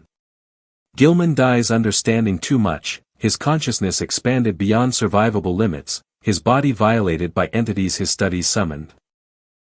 The landlord who discovers the body finds Gilman's mouth twisted in expression of terminal horror, suggesting his final moments involved revelation even more terrible than anything preceding. The Dreams in the Witch House synthesizes mathematical horror, witch lore corruption, dimensional transgression, and child sacrifice into narrative that demonstrates Outer God's influence extending through geometric principles into terrestrial reality.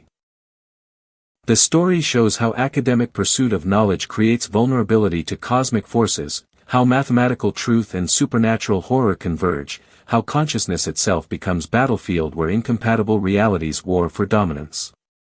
Gilman's tragedy validates protective ignorance while acknowledging that human curiosity makes such protection ultimately impossible. Robert Blake's investigative journalism becomes his death sentence. A writer of weird fiction living in Providence's College Hill district, Blake notices a peculiar abandoned church across the city, the former Free Will Baptist Church of Starry Wisdom, shuttered since 1877 under mysterious circumstances. The church's architecture attracts Blake's aesthetic sensibilities, its unusual belfry, windowless tower, and general air of decay suggest both artistic interest and potential story material. Lovecraft establishes Blake as someone who should know better, someone familiar with cosmic horror as literary genre, yet drawn to investigate anyway. This metatextual element, a horror writer becoming victim of actual horror, adds ironic dimension to the narrative. The shining trapezohedron represents one of Lovecraft's most effective cosmic artifacts. Discovered by the Starry Wisdom cult, this crystalline polyhedron with irregular facets functions as viewing device for witnessing events across all time and space. Blake finds it mounted in a peculiar metal cradle within the church's sealed tower room, surrounded by evidence of the cult's activities.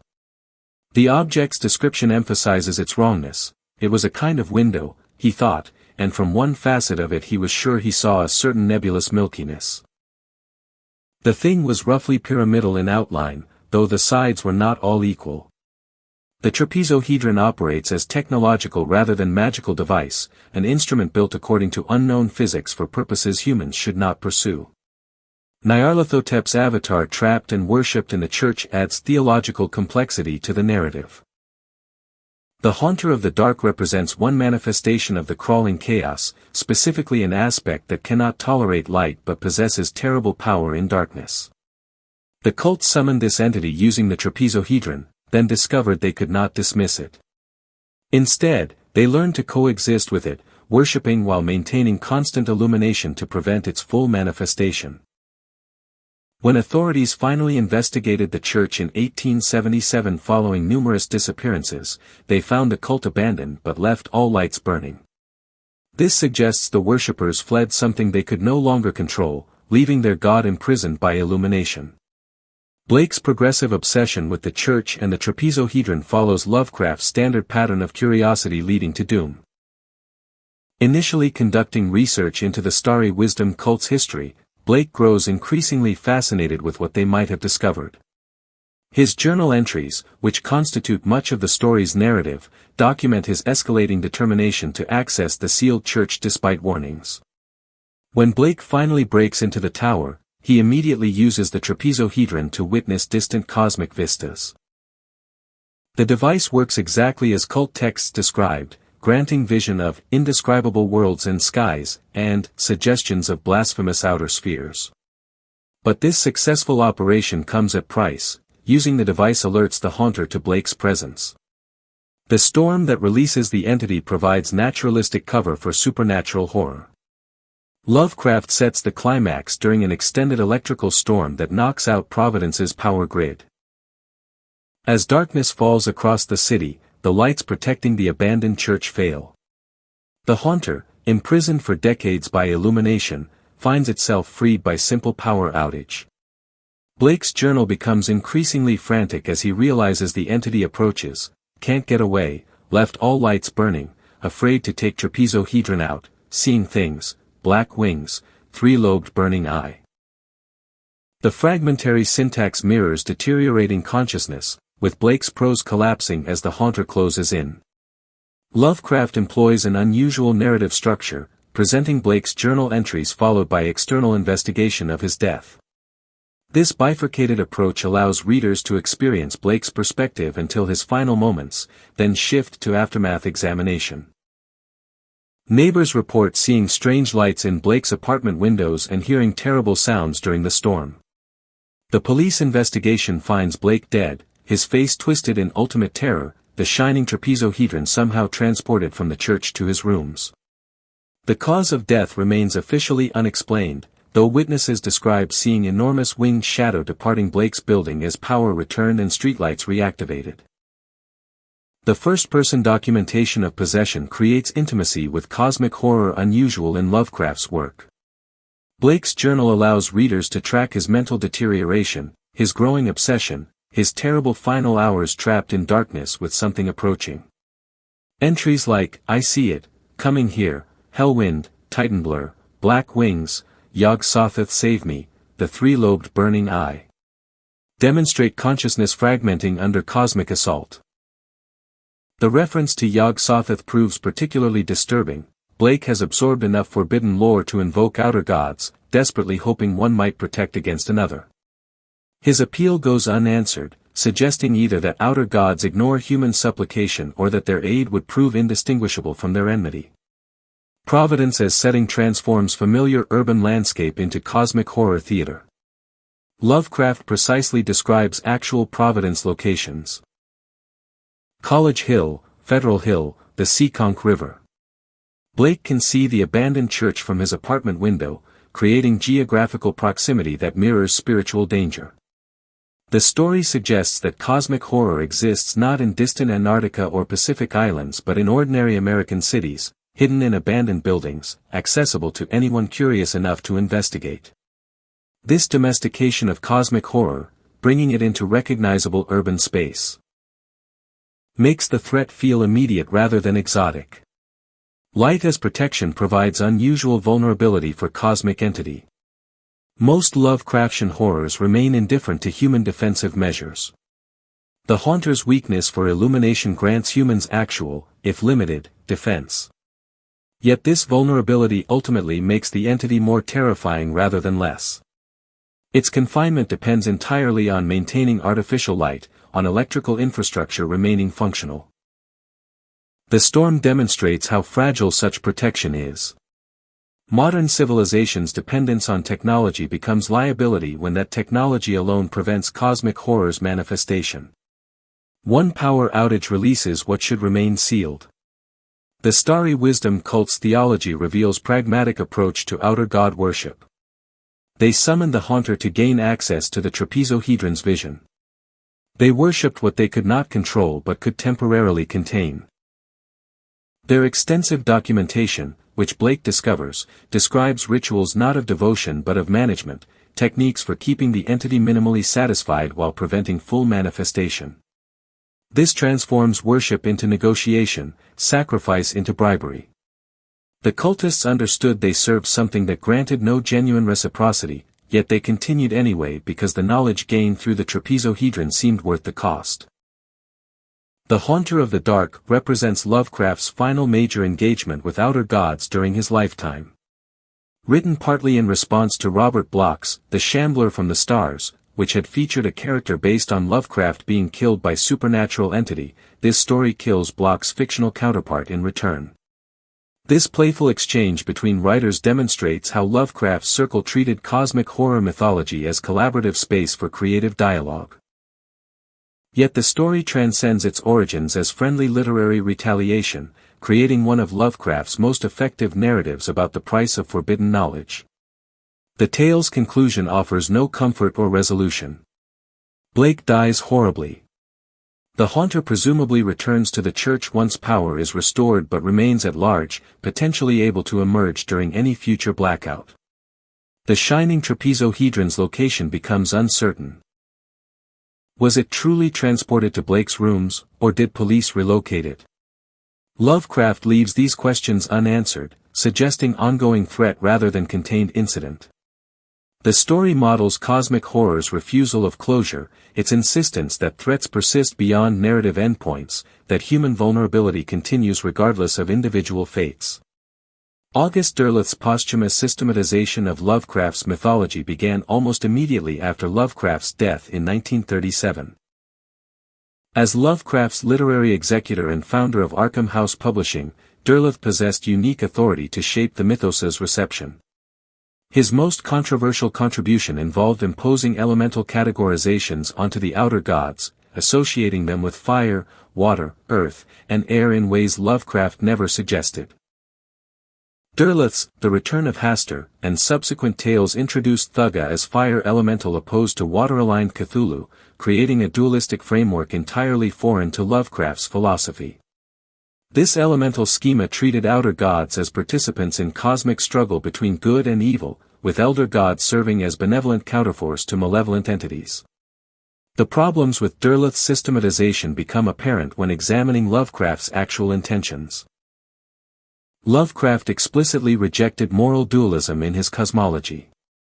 In a 1933 letter, he wrote, "All my tales are based on the fundamental premise that common human laws and interests and emotions have no validity or significance in the vast cosmos at large." Derleth's imposition of good versus evil conflict undermines this premise completely. It transforms cosmic indifference into cosmic warfare, reduces philosophical horror to mere supernatural conflict.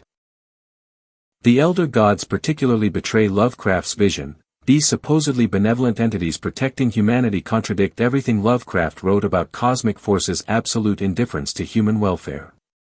Yet Derleth's schema proved influential, appearing in role-playing games, encyclopedias of the mythos, and countless derivative works.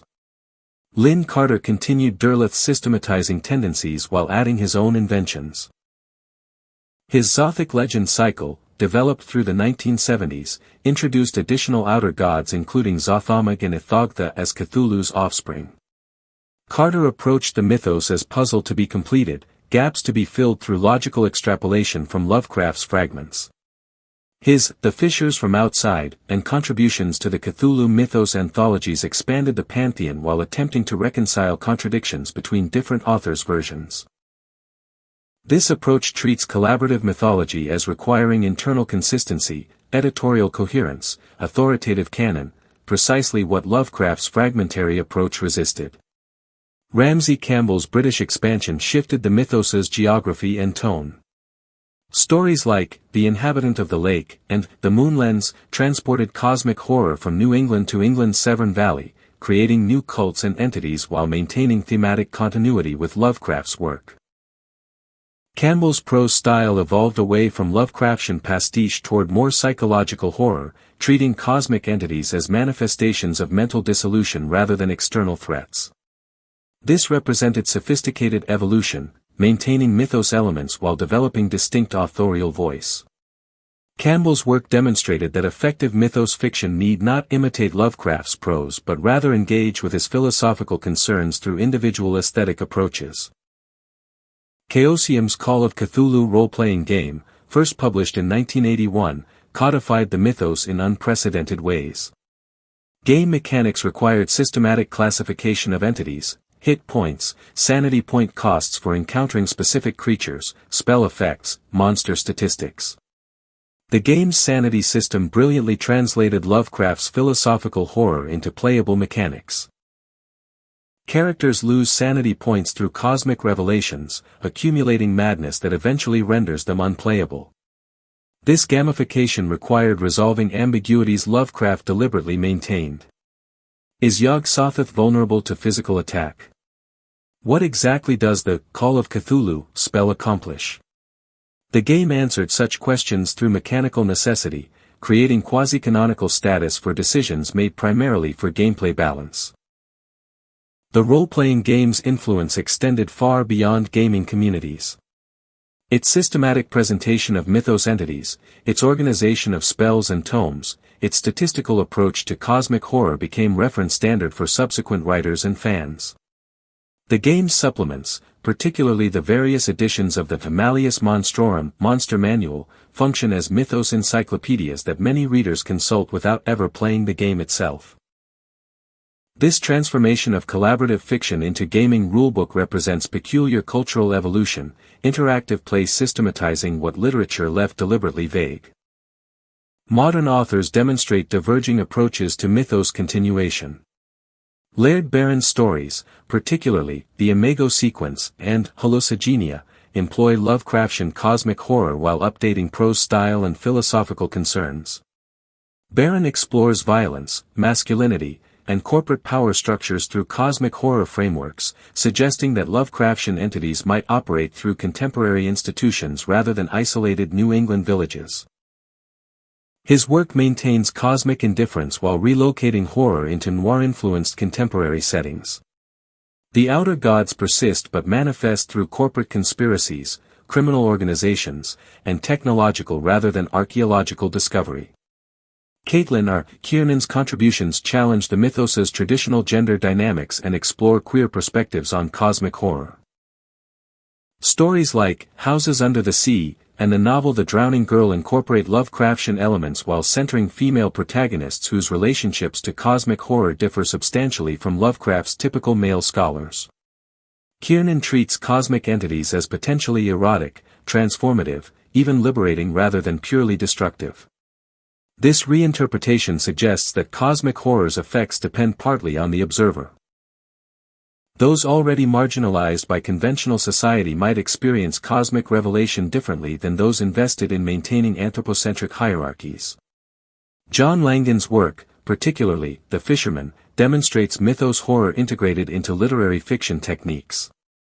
The story employs nested narratives, unreliable narration, and sustained metaphor while incorporating Lovecraftian entities and themes.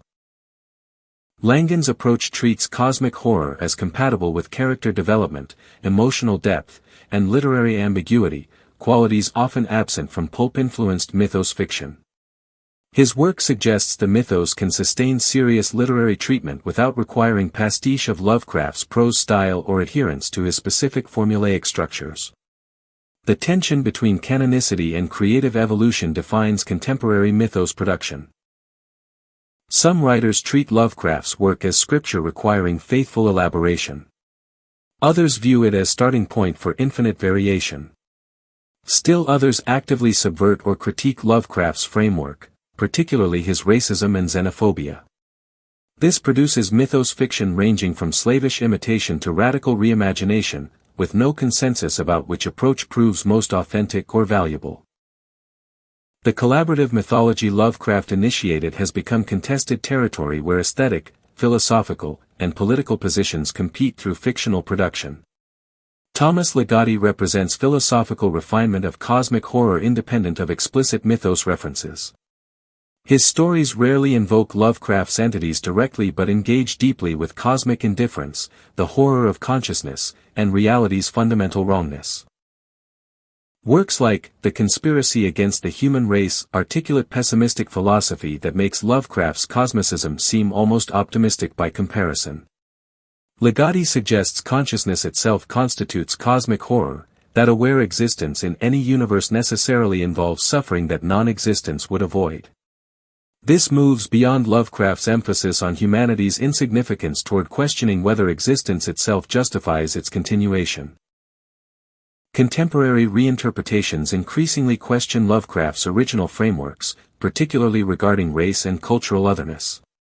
Writers like Victor LaValle in The Ballad of Black Tom and Matt Ruff in Lovecraft Country explicitly address how Lovecraft's racism infected his cosmic horror, creating stories where the real horror derives from human bigotry while cosmic entities function as secondary threats. These works maintain mythos elements while critiquing the ideology underlying their creation. They suggest that cosmic indifference might prove less terrifying than human cruelty, that Lovecraft's deepest fears were not cosmic but cultural, that his horror reflected xenophobic anxiety as much as philosophical insight. The evolution from Lovecraft's original stories through decades of collaborative expansion demonstrates how fictional mythologies develop through cultural transmission. The Outer Gods exist now in forms Lovecraft never imagined, interpreted through theoretical frameworks unavailable during his lifetime, serving narrative purposes he might not recognize. Yet certain core elements persist: cosmic indifference, forbidden knowledge, the horror of scale, consciousness as vulnerability. These thematic constants suggest Lovecraft identified genuine sources of existential anxiety that transcend his specific cultural moment and continue resonating with contemporary audiences seeking frameworks for articulating cosmic dread. This literary history and evolution provides foundation for examining how the Outer Gods escaped literature entirely, manifesting in urban legends, occult practices, media adaptations, and cultural consciousness as entities that feel increasingly real despite their fictional origins. The Necronomicon hoax publications represent the most successful blurring of fiction and reality in 20th-century occultism. The Simon Necronomicon, published in 1977 by Schlangecraft Inc., claimed to be a translation of authentic Sumerian magical texts discovered in manuscript form. The book's introduction wove elaborate narrative about occult scholars, secret monasteries, and dangerous knowledge requiring careful publication. Despite being demonstrably fabricated, mixing Sumerian deity names with Lovecraft's inventions, containing grammatical errors that betray modern composition, the Simon Necronomicon sold hundreds of thousands of copies and remains in print. Practitioners of chaos magic and eclectic occultism incorporated its rituals into actual practice, creating feedback loop where fictional spells generate real psychological and potentially paranormal effects through belief and ritual performance. George Hay and Colin Wilson produced competing Necronomicon in 1978, the Necronomicon, the Book of Dead Names, claiming entirely different provenance. Their version presented itself as translation from Greek manuscript discovered in an antiquarian book dealer's collection. The book included scholarly apparatus, footnotes, commentary, textual analysis, lending false academic authority. L. Sprague de Camp contributed forward treating the volume as genuine historical artifact requiring serious study. These competing hoaxes created situation where multiple contradictory versions of non-existent text all claimed authenticity, each denouncing others as fraudulent while being equally fabricated. The proliferation demonstrated that readers wanted the Necronomicon to exist more than they wanted textual consistency. Occult communities treating Lovecraft as encrypted truth emerged particularly during the 1970s and 1980s. Kenneth Grant, British occultist and head of a branch of the Ordo Templi Orientis, incorporated Lovecraft's entities into Typhonian magical system. Grant argued that Lovecraft had unconsciously channeled genuine occult knowledge while believing it fiction, that the Outer Gods represented actual extradimensional entities accessible through ritual practice. His books, including The Magical Revival and Night Side of Eden, treat Azathoth, Yog-Sothoth, and Nyarlathotep as workable magical correspondences equal to traditional Kabbalistic or Hermetic entities. This approach collapsed boundaries between literary invention and esoteric reality, suggesting fiction might contain truths its author never consciously recognized. Chaos magic practitioners adopted Lovecraftian entities with particular enthusiasm. The chaos magic paradigm, developed by Peter Carroll, Phil Hine, and others during the 1980s, maintains that belief itself generates magical efficacy regardless of objective truth. Since fictional entities can be believed in as strongly as traditional gods, they can function equally well in magical practice. Chaos magicians invoke Nyarlathotep for transformative work, use the Necronomicon's invented rituals, and treat Lovecraft's cosmology as valid magical paradigm. This philosophical approach sidesteps questions of literal existence. What matters is operational effectiveness, not ontological status. If invoking Azathoth produces subjective results indistinguishable from invoking traditional deities, then Azathoth functions as effectively real within that practice context. Urban legends about genuine grimoires circulate persistently despite lack of evidence. Stories claim that certain libraries possess actual Necronomicons kept in restricted collections, that copies occasionally surface at estate sales or used bookstores, that reading authentic versions drives readers mad or summons entities. These legends follow classic urban legend structure: friend of a friend witnessed it, occurred in nearby but unspecified location, authorities suppressed the information. The Internet amplified these stories, with forums and wikis documenting alleged Necronomicon sightings, analyzing supposed fragments, debating which published versions might contain genuine material. The collaborative investigation of fictional artifacts creates community bonding through shared pursuit of impossible knowledge. Internet creepypasta evolved Lovecraftian mythology through collaborative storytelling that blurs fiction and reality intentionally. Stories like The Russian Sleep Experiment or SCP Foundation entries employ pseudo-documentary-style Lovecraft pioneered, presenting supernatural horror as leaked classified information or suppressed research. The SCP Foundation in particular creates wiki-style documentation of anomalous entities, with entries written as containment procedures that assume the entity's existence. Many SCP entries explicitly reference or implicitly borrow from Lovecraftian concepts. Reality warping entities, forbidden knowledge, cosmic indifference. The collaborative wiki format allows hundreds of authors to contribute, creating mythology that feels too vast and detailed to be merely fictional. The Cthulhu cult phenomenon demonstrates sincere versus ironic worship's blurred boundaries. Some groups practice Lovecraftian rituals with full awareness of their fictional origins but genuine commitment to psychological transformation through the practice. Others adopt cultist personas as elaborate roleplay or social performance. Still others occupy ambiguous middle ground, simultaneously joking about and genuinely engaging with cosmic horror frameworks. The First Church of Cthulhu, established online, offers ordination certificates and promotional materials treating Lovecraftian entities as legitimate objects of worship. Whether participants believe literally varies, but the emotional and social reality of the community exists regardless.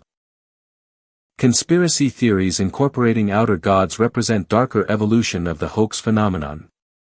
Some conspiracy theorists argue that Lovecraft's stories encode information about actual extraterrestrial or extradimensional entities suppressed by government agencies. These theories merge with existing conspiracy narratives about alien contact, secret societies, and hidden knowledge. The outer gods become identified with supposed actual entities. Lovecraft merely provided convenient names and descriptions for things intelligence agencies already knew existed. This fusion of fictional and conspiracy narratives demonstrates how both satisfy similar psychological needs, explaining apparent randomness through hidden patterns, possessing knowledge mainstream society rejects, belonging to communities of fellow believers. Archaeological hoaxes periodically surface claiming to validate Lovecraftian mythology. Supposed Relia texts translated from Pacific artifacts, allegedly ancient statuettes matching Lovecraft's descriptions, photographs of anomalous architecture explained as pre-human construction, these hoaxes appear with regularity. Most are easily debunked, but they fulfill fantasy of discovering that cosmic horror was real all along, that Lovecraft somehow knew truth he presented as fiction. The desire for this revelation indicates profound dissatisfaction with consensus reality, preference for universe containing cosmic horrors over universe operating according to understood physical laws. Why people want cosmic horror to be real touches on deep psychological territory. Perhaps the outer gods offer meaning, even terrible meaning, in universe otherwise indifferent. Perhaps secret knowledge, even destructive knowledge, feels preferable to acknowledged ignorance. Perhaps the sublime terror of cosmic entities satisfies needs that conventional religion no longer addresses for post-religious populations. Or perhaps genuinely believing in cosmic horror provides framework for existing existential anxieties, climate catastrophe, technological acceleration, social fragmentation, that feel too vast and terrible to process without mythological container. The outer gods give form to formless dread, names to nameless anxiety, community to isolated fear. Film adaptations of outer god narratives struggle with fundamental incompatibility between visual medium and cosmic horror's reliance on the unshowable. Roger Corman's Die, Monster, Die. 1965, loosely based on The Color Out of Space, demonstrates the problem. The film replaces Lovecraft's invisible color existing outside the visible spectrum with glowing radiation and mutated plants, translating cosmic alienness into conventional science fiction. Stuart Gordon's From Beyond, 1986. Improves on this approach by embracing practical effects excess, creating creatures that violate biological logic through visible wrongness. Yet even Gordon's effective body horror cannot capture the outer god's conceptual terror. You can show tentacles and impossible anatomy. You cannot show entities existing across all dimensions simultaneously or chaos that precedes existence itself. Modern attempts at cosmic horror cinema navigate this limitation through suggestion rather than explicit depiction.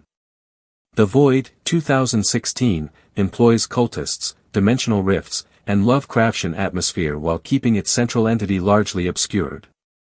The film's practical effects create visceral horror, bodies transformed into impossible configurations, spaces that violate Euclidean geometry, but the ultimate cosmic force remains suggested rather than shown. This approach acknowledges that cosmic horror's effectiveness depends on imagination filling gaps that visualization would necessarily diminish. The glimpses we receive terrify precisely because they gesture toward vastness that remains beyond the frame. Richard Stanley's Color Out of Space, 2019, represents perhaps the most successful Lovecraft adaptation through its emphasis on wrongness rather than monstrosity. The film depicts a color that should not exist, corrupting an entire family's reality. The visual approach uses oversaturation, distorted color grading, and psychedelic effects to suggest perception breaking down rather than showing the entity itself. Nicolas Cage's performance escalates from subtle unease to full mania, embodying the mental dissolution cosmic horror produces. The film understands that the horror lies not in tentacled monsters but in reality's fundamental structure proving hostile to human consciousness. The challenge of depicting outer gods specifically leads to their near-total absence from cinema despite numerous Cthulhu mythos films. Nyarlathotep appears occasionally in marginal productions, usually reduced to demonic antagonist rather than cosmic force. Azathoth and Yog-Sothoth remain essentially unfilmed except as names invoked by characters. This absence proves instructive. The outer gods resist visualization not because special effects technology is inadequate but because their horror derives from conceptual rather than visual properties. How do you show, coterminous with all time and space? How do you depict, nuclear chaos? Cinema necessarily fails at representing entities whose primary attribute is incomprehensibility. Call of Cthulhu role-playing game, published by Chaosium in 1981, translated cosmic horror into interactive experience with remarkable effectiveness. The game's sanity mechanic quantifies mental dissolution. Encountering cosmic entities costs sanity points, accumulating madness that eventually renders characters unplayable. This transforms Lovecraft's philosophical horror into game mechanics that produce genuine tension. Players balance investigation against psychological damage, knowing that learning too much guarantees character destruction. The game creates feedback loop between fictional horror and actual player anxiety. You genuinely fear what your character might discover because discovery mechanically threatens the character's continued viability. The sanity system's influence extended far beyond role-playing into video game design. Eternal Darkness, Sanity's Requiem, 2002. Pioneered fourth-wall-breaking sanity effects, fake error messages, volume controls appearing to malfunction, save files seemingly deleted. As characters' sanity deteriorates, the game itself appears to malfunction, creating player distress that mirrors character distress. This metatextual approach captures cosmic horror's epistemological dimension. When you cannot trust your perception, when the interface mediating reality seems corrupted, you experience genuine uncertainty analogous to what Lovecraft's characters endure. Bloodborne, 2015, represents perhaps the most sophisticated video game engagement with Outer Gods. The game begins as gothic horror, beast-plagued Victorian city, hunters combating monsters, but progressively reveals cosmic horror underlying everything. Insight, the game's knowledge stat, allows players to perceive previously invisible entities. Increasing insight grants advantage but also makes certain enemies more dangerous and reveals disturbing truths about the game world. The Great Ones, Bloodborne's outer god equivalents, exist outside normal reproduction and seek human surrogates for incomprehensible purposes. The game's narrative structure, environmental storytelling, and mechanical systems work together to create genuine cosmic horror. You discover truth too terrible to unknow, knowledge that cannot be unlearned, perspective that transforms and corrupts. Procedural generation in games like Sunless Sea creates experience matching cosmic horror's emphasis on chaos and unknowability. The game's layout shifts between playthroughs, ensuring no map remains permanently accurate. Events occur randomly according to hidden probabilities. The Unterseas Islands appear and disappear according to dream logic that defies systematic understanding. This mechanical chaos mirrors the Outer Gods' relationship to reality, forces that seem random yet follow patterns beyond human comprehension. The game refuses mastery, denying players the satisfaction of complete knowledge that conventional games provide. Player agency versus cosmic inevitability creates productive tension in cosmic horror games. Traditional games grant player power through progression, accumulating abilities, weapons, knowledge. Cosmic horror games must balance this against themes of human insignificance and inevitable doom. Darkest Dungeon addresses this by making victory possible but costly. You can defeat enemies, complete quests, achieve goals. But characters suffer permanent psychological damage, eventually becoming too traumatized to continue. The game permits heroism while acknowledging that heroism against cosmic horror necessarily destroys heroes. Music engages Lovecraftian themes across unexpected genres. Metallica's The Call of Cthulhu, 1984, translated cosmic horror into instrumental thrash metal, building from quiet unease to crushing intensity without requiring lyrics. The song's structure mirrors narrative arc of cosmic horror stories, gradual revelation building to overwhelming climax. Death metal bands extensively mine Lovecraftian imagery. Morbid Angel named albums after Outer Gods. Nile incorporated cosmic mythology into technical death metal. The Great Old Ones built entire discography around Lovecraft adaptations. The genre's aesthetic, crushing weight, inhuman vocals, lyrics about apocalypse and madness, naturally aligns with cosmic horror themes. Black metal's misanthropic cosmology parallels Lovecraft's anti-humanism. Bands like Akercocke, Blacklisted, and Portal incorporate Lovecraftian concepts into black metal's existing framework of cosmic contempt for humanity. Portal particularly embraces sonic chaos, creating music intentionally difficult to parse, shifting time signatures, buried vocals, chaotic production, that mirrors the Outer Gods' resistance to comprehension. The listening experience proves disorienting, uncomfortable, hostile to conventional musical expectations. This sonic wrongness captures something visual media cannot, the experience of encountering structures that violate expected patterns. Drone and dark ambient music approaches cosmic horror through duration and texture rather than narrative. Artists like Lustmord create hour-long compositions that evolve slowly, using subsonic frequencies, spatial audio, and field recordings to generate atmospheric dread. These works aim not to tell stories but to induce psychological states.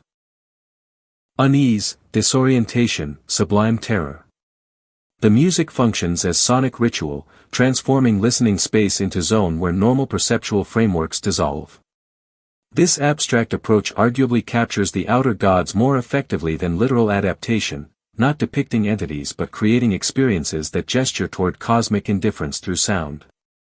Lyrical content across genres demonstrates Lovecraft's influence on musical expression of existential themes. Beyond explicit references to Cthulhu and the Necronomicon, bands incorporate cosmic horror's philosophical positions, humanity's insignificance, knowledge as corruption, consciousness as curse. These themes resonate particularly in post-metal and atmospheric sludge, genres exploring sustained heaviness and emotional devastation. Bands like Neurosis and Isis create music about systems collapsing, civilizations ending, reality dissolving. Cosmic horror translated into sound without requiring direct Lovecraftian reference. Comics and graphic novels exploit visual medium differently than film, using illustration to suggest rather than depict. Alan Moore's Providence explores Lovecraft's life and work through densely layered narrative that treats the Outer Gods as real forces Lovecraft unconsciously documented. Moore's approach interrogates the racism underlying cosmic horror while acknowledging the power of Lovecraft's ideas. Mike Mignola's Hellboy incorporates Lovecraftian entities into pulp adventure framework, treating the Outer Gods as cosmic threats that can be punched, shot, or magically banished, domesticating cosmic horror into superheroic conflict that undermines its philosophical foundation yet creates effective entertainment. The various media adaptations demonstrate how Outer Gods function differently across forms. What works in prose? Reliance on suggestion, narrator's mental deterioration, philosophical horror, often fails in visual media. What works interactively, mechanical representation of sanity loss, procedural unknowability, cannot translate to passive consumption. The Outer Gods prove remarkably adaptable yet fundamentally resistant to complete translation, maintaining across media their essential quality of existing at the limits of representability. Gothic and horror subcultures embraced cosmic nihilism as philosophical framework that validates their aesthetic and existential positions. Unlike Romantic Gothic's emphasis on individual tragedy or supernatural evil's moral clarity, cosmic horror offers universe genuinely indifferent to human suffering. This resonates with subcultural members already alienated from mainstream optimism and anthropocentric worldviews. The aesthetic trappings, tentacles, cosmic void imagery, eldritch symbols provide visual vocabulary, but the underlying philosophy proves more significant. Cosmic horror validates the intuition that existence might be fundamentally hostile or meaningless, transforming existential dread from personal pathology into accurate perception of reality's actual structure. Academic philosophy discovered Lovecraft relatively recently, but the engagement has proven substantial. Eugene Thacker's In the Dust of This Planet, 2011. Uses cosmic horror to explore the world without us, reality as it exists independent of human perception or existence. Thacker treats Lovecraft not as mere fiction writer but as philosopher who grasped fundamental truth about being, that the world vastly exceeds human capacity to comprehend it. This philosophical reading extracts cosmic horror from genre fiction, treating it as serious engagement with ontological questions. Thacker's work influenced subsequent philosophers exploring what he terms philosophy of horror, using horror's affects and concepts to investigate philosophical problems traditional academic discourse cannot adequately address. Graham Harman's object-oriented ontology explicitly incorporates Lovecraft as philosophical resource. Harman argues that Lovecraft's entities model how objects exist independent of and in excess of their relations or human perception of them.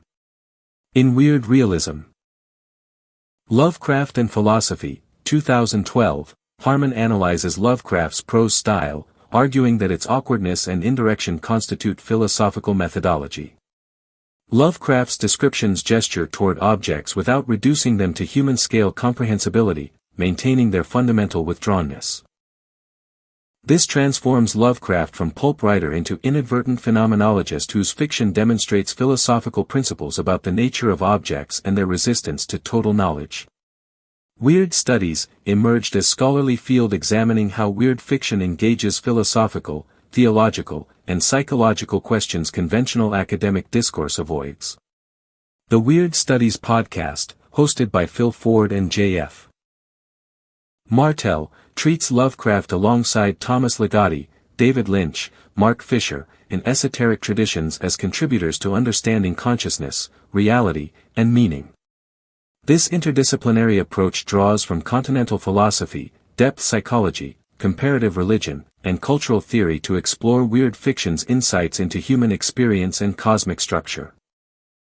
The field legitimizes taking horror seriously as philosophy, as theology, as cultural criticism rather than mere entertainment.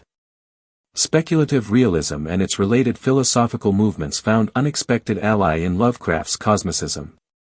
These post-continental philosophy schools reject correlationism, the assumption that philosophy can only discuss human-world relations rather than reality itself. Lovecraft's fiction models anti-correlationist approach, depicting realities existing utterly independent of human thought or perception. The Outer Gods function as philosophical examples of Quentin Milosua's great outdoors, reality as it exists outside human access. This philosophical appropriation treats Lovecraft's entities not as fictional creations but as thought experiments illuminating genuine metaphysical positions. New weird literature emerged partly through engagement with Lovecraft's legacy while rejecting his political positions and narrative conservatism. China Miéville, Jeff Vandermeer, and other new weird authors incorporate cosmic horror's philosophical dimensions while embracing political progressivism and narrative experimentation Lovecraft resisted. Miéville's Perdido Street Station features reality-warping entities and incomprehensible dimensions but situates them within critique of capitalism and colonialism. Vandermeer's Southern Reach trilogy employs cosmic horror to explore environmental transformation and the limits of scientific knowledge while centering diverse characters and ecological concerns. The New Weird demonstrates that cosmic horror's philosophical insights can be separated from Lovecraft's reactionary politics. Environmental horror and Anthropocene anxiety find expression through Lovecraftian frameworks. As climate change makes Earth's environment increasingly hostile to human flourishing, cosmic horror's vision of reality indifferent or opposed to human welfare gains terrible relevance. The Outer Gods model forces that operate on scales, temporal, spatial, systemic, beyond human comprehension or control. Climate catastrophe functions as real-world cosmic horror. Accumulating knowledge that cannot be unknown, threats that cannot be escaped, systems too vast for individual agency to influence. Some environmental writers explicitly invoke Lovecraft when describing the Anthropocene's horrors, treating geological time and planetary systems as genuinely alien forces humanity disturbs at existential peril. The Lovecraft problem: how to engage with his ideas while acknowledging his virulent racism, generates ongoing debate across literary and academic communities. Lovecraft's xenophobia directly informed his cosmic horror, the fear of miscegenation, cultural contamination, and racial degeneration that pervades his personal writings also structures his fiction's horror mechanisms. The Innsmouth look literalizes racist fears about genetic corruption. Deep ones represent miscegenation horror. Cosmic entities embody foreignness elevated to existential threat. Some scholars argue this makes Lovecraft's work irredeemably compromised, that cosmic horror cannot be separated from the racism generating it. Reclamation by marginalized creators offers one response to this problem. Victor Laval's The Ballad of Black Tom retells the horror at Red Hook from perspective of black protagonist, revealing that the real horror is Lovecraft's racism rather than cosmic entities. Matt Ruff's Lovecraft Country situates black characters navigating both Jim Crow racism and Lovecraftian horrors, suggesting human bigotry proves more immediately threatening than cosmic indifference. These works don't reject cosmic horror's philosophical insights but contextualize them, demonstrating that the genre can serve progressive rather than reactionary ends. The question becomes whether cosmic horror belongs to Lovecraft's legacy or can be appropriated for purposes opposing his worldview. Memes and internet culture domesticated the cosmic through ironic engagement. Cthulhu plushies, in his house at R'lyeh, Dead Cthulhu waits dreaming, on t-shirts, jokes about Azathoth's unemployment. These cultural products drain cosmic horror of its terror through familiarity and humor. The process resembles religious iconography's evolution. Sacred symbols become decorative elements through repetition and commercial reproduction. Yet this domestication paradoxically spreads Lovecraftian concepts further into culture. People who never read Lovecraft recognize Cthulhu, know the Necronomicon's name, understand cosmic horror as category. The memes function as cultural transmission vectors, introducing concepts that more serious engagement might later deepen. Academic conferences dedicated to Lovecraft studies occur regularly now, with peer-reviewed journals publishing scholarship on cosmic horror's literary, philosophical, and cultural dimensions. Necronomicon Providence, held biennially, attracts scholars alongside fans, mixing academic papers with creative readings and artistic exhibitions. This institutional legitimization marks cosmic horror's transition from pulp marginalia to recognized cultural phenomenon worthy of serious study. The scholarship ranges from traditional literary analysis to philosophical investigation, from historical contextualization to contemporary political readings. Lovecraft studies became respectable, cosmic horror became academically viable, the Outer Gods became subjects of doctoral dissertations. The question of whether academic analysis destroys cosmic horror's effectiveness remains unresolved. Does systematic study of techniques designed to evoke the unknowable neutralize their power? Does philosophical appropriation domesticate what should remain wild? Or does serious engagement actually intensify cosmic horror's impact by revealing its depth, its connections to genuine philosophical problems, its continued relevance to contemporary anxieties? Perhaps the answer varies by individual. Some readers find analysis enhances appreciation while others find it reduces effective power. The diversity of responses suggests cosmic horror, like the Outer Gods themselves, resists singular interpretation. Cosmic horror resonates in the post-religious, scientific age precisely because it addresses the void left by declining traditional belief systems without offering comforting alternatives. As institutional religion loses cultural authority in secularizing societies, many people confront existential questions. Why does anything exist? What is consciousness? Does existence have inherent meaning, without theological frameworks that previously provided answers? Cosmic horror offers response to these questions, just not reassuring ones. The Outer Gods model universe where existence has no purpose, consciousness emerged accidentally, and meaning exists only as local human construction with no cosmic validation.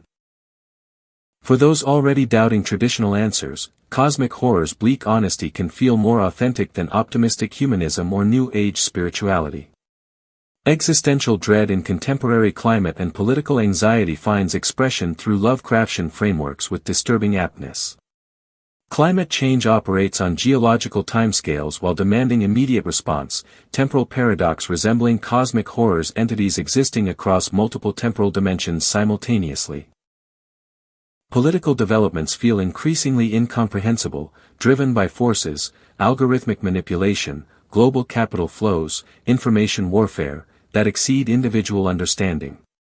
The sensation of living through systemic transformations too vast to comprehend, too complex to influence, too terrible to ignore mirrors what Lovecraft's characters experience when glimpsing cosmic truth. The outer gods become metaphors, perhaps inadequate metaphors, for actual forces reshaping reality according to logics that don't account for human welfare. The appeal of frameworks acknowledging human insignificance proves counterintuitive yet psychologically significant. One might expect people to prefer narratives affirming human importance, agency, cosmic centrality.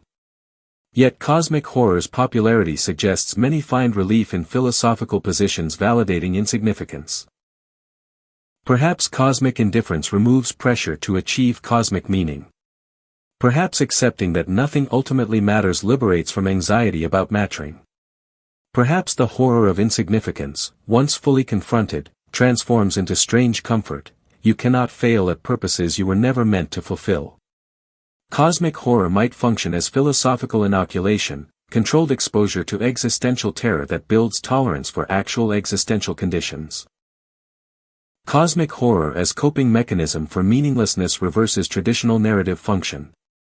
Stories typically provide meaning through structure, conflicts resolve, character arcs complete, themes emerge. Cosmic horror denies these comforts yet still functions narratively. It models confronting meaninglessness, demonstrates consciousness persisting despite cosmic indifference, shows characters enduring, or failing to endure, unbearable knowledge. This creates paradox. Stories about meaninglessness still mean something to readers. The act of narrativizing meaninglessness produces meaning through the telling itself. Perhaps cosmic horror's function is less expressing philosophy than providing framework for processing philosophical positions that would otherwise remain abstract and unmanageable. The function of horror that cannot be defeated distinguishes cosmic from conventional horror fundamentally. Traditional horror permits victory.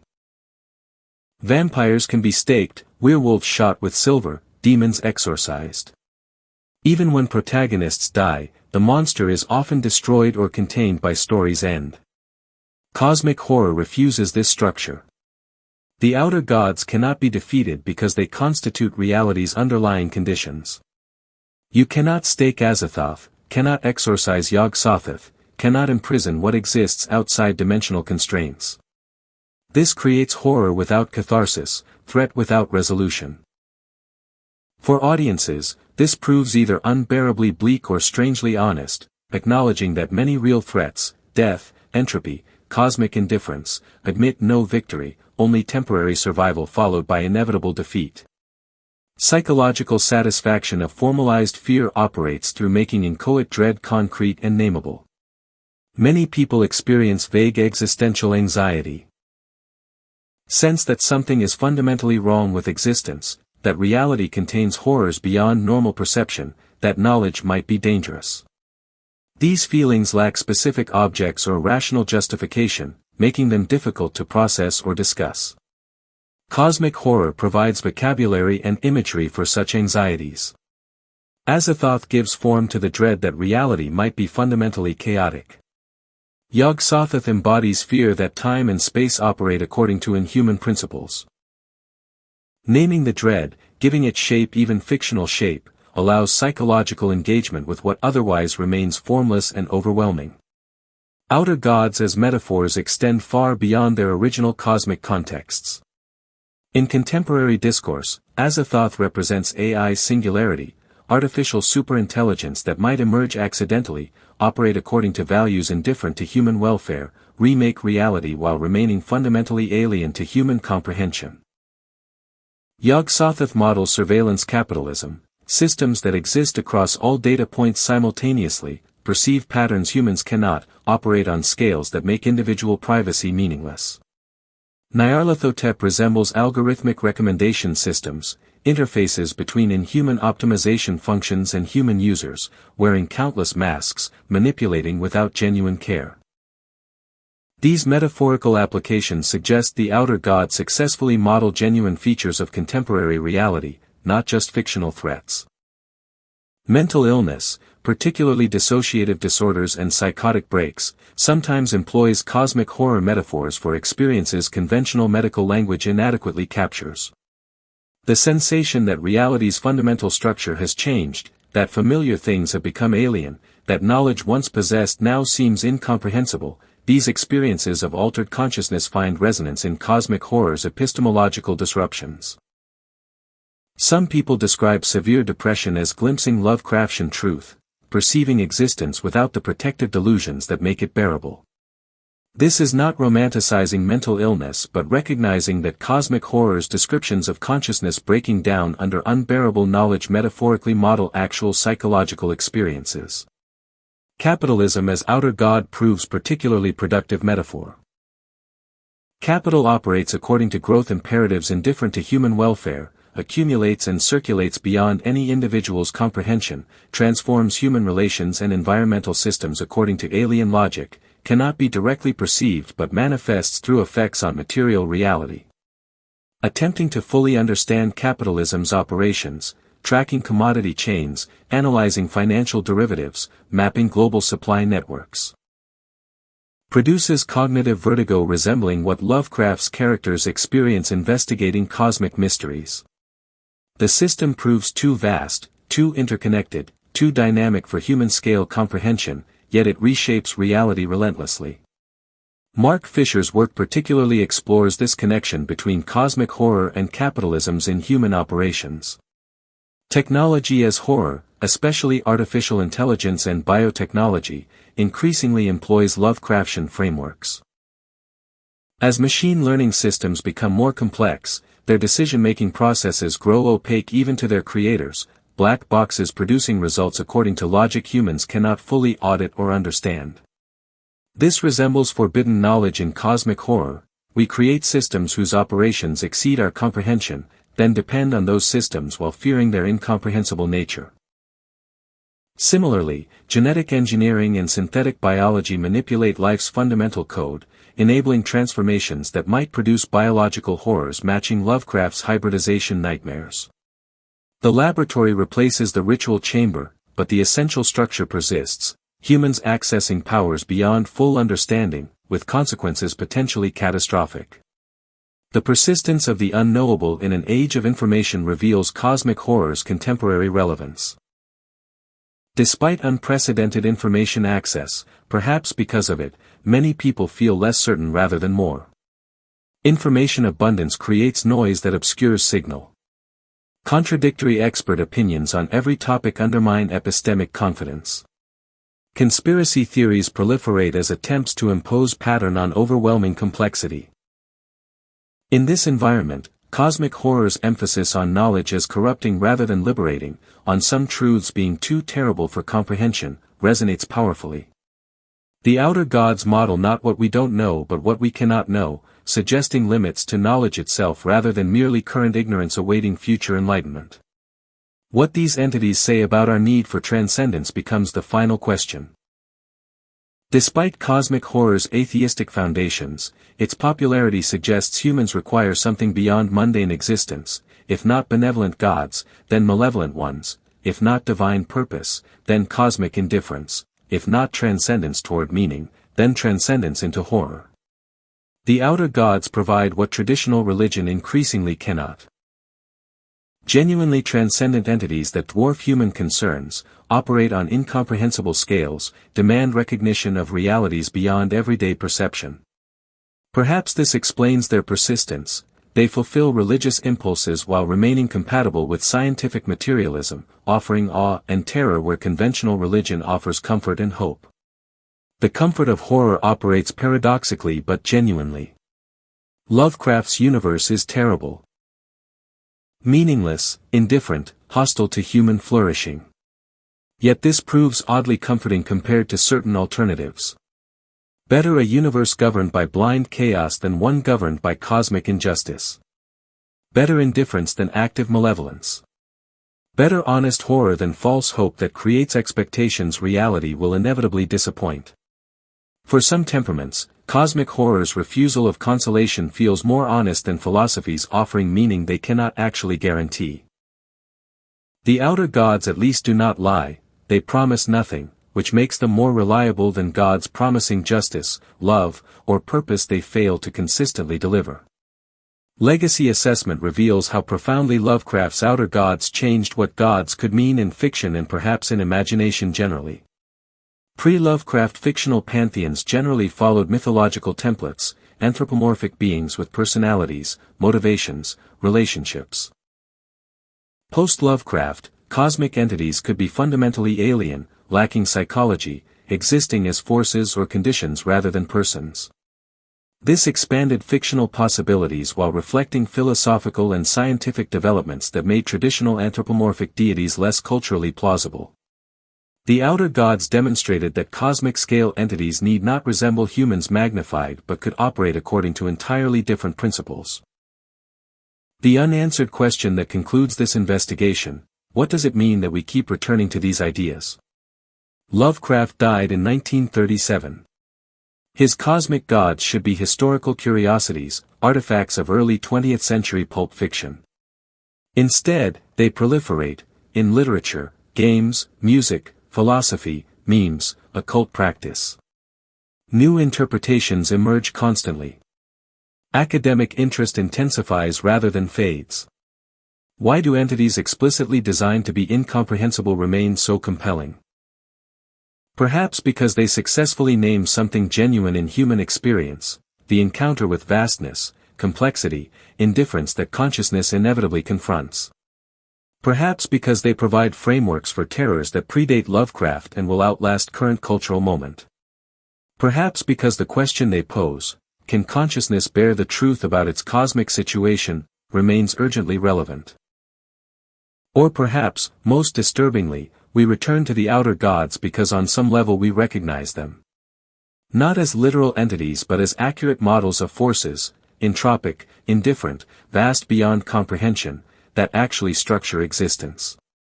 Perhaps cosmic horror persists because it is not horror fiction at all but horror documentary, describing with mythological vocabulary what scientific cosmology demonstrates with mathematical precision. That we exist briefly, accidentally, insignificantly in universe fundamentally indifferent to our existence. The Outer Gods endure because they tell uncomfortable truths more honestly than comfortable lies, because they validate dread that might be appropriate response to actual cosmic conditions, because they transform existential terror into something narratable and therefore, perhaps, survivable. We began by examining origins. We end with mystery intact. Not despite investigation but because of it. Understanding the Outer Gods' literary history, philosophical foundations, and cultural manifestations does not dispel their power. If anything, deeper knowledge intensifies their disturbing implications. Which is precisely what Lovecraft intended. Knowledge does not protect. Understanding does not save. We know more now than when we started, and that knowledge changes nothing except making the questions more pressing, the implications more unsettling, the cosmic indifference more undeniable. The Outer Gods wait, as they always have, beyond the angles of space, throughout all time, at the center of chaos. We have spent 2 hours examining them. They have not noticed.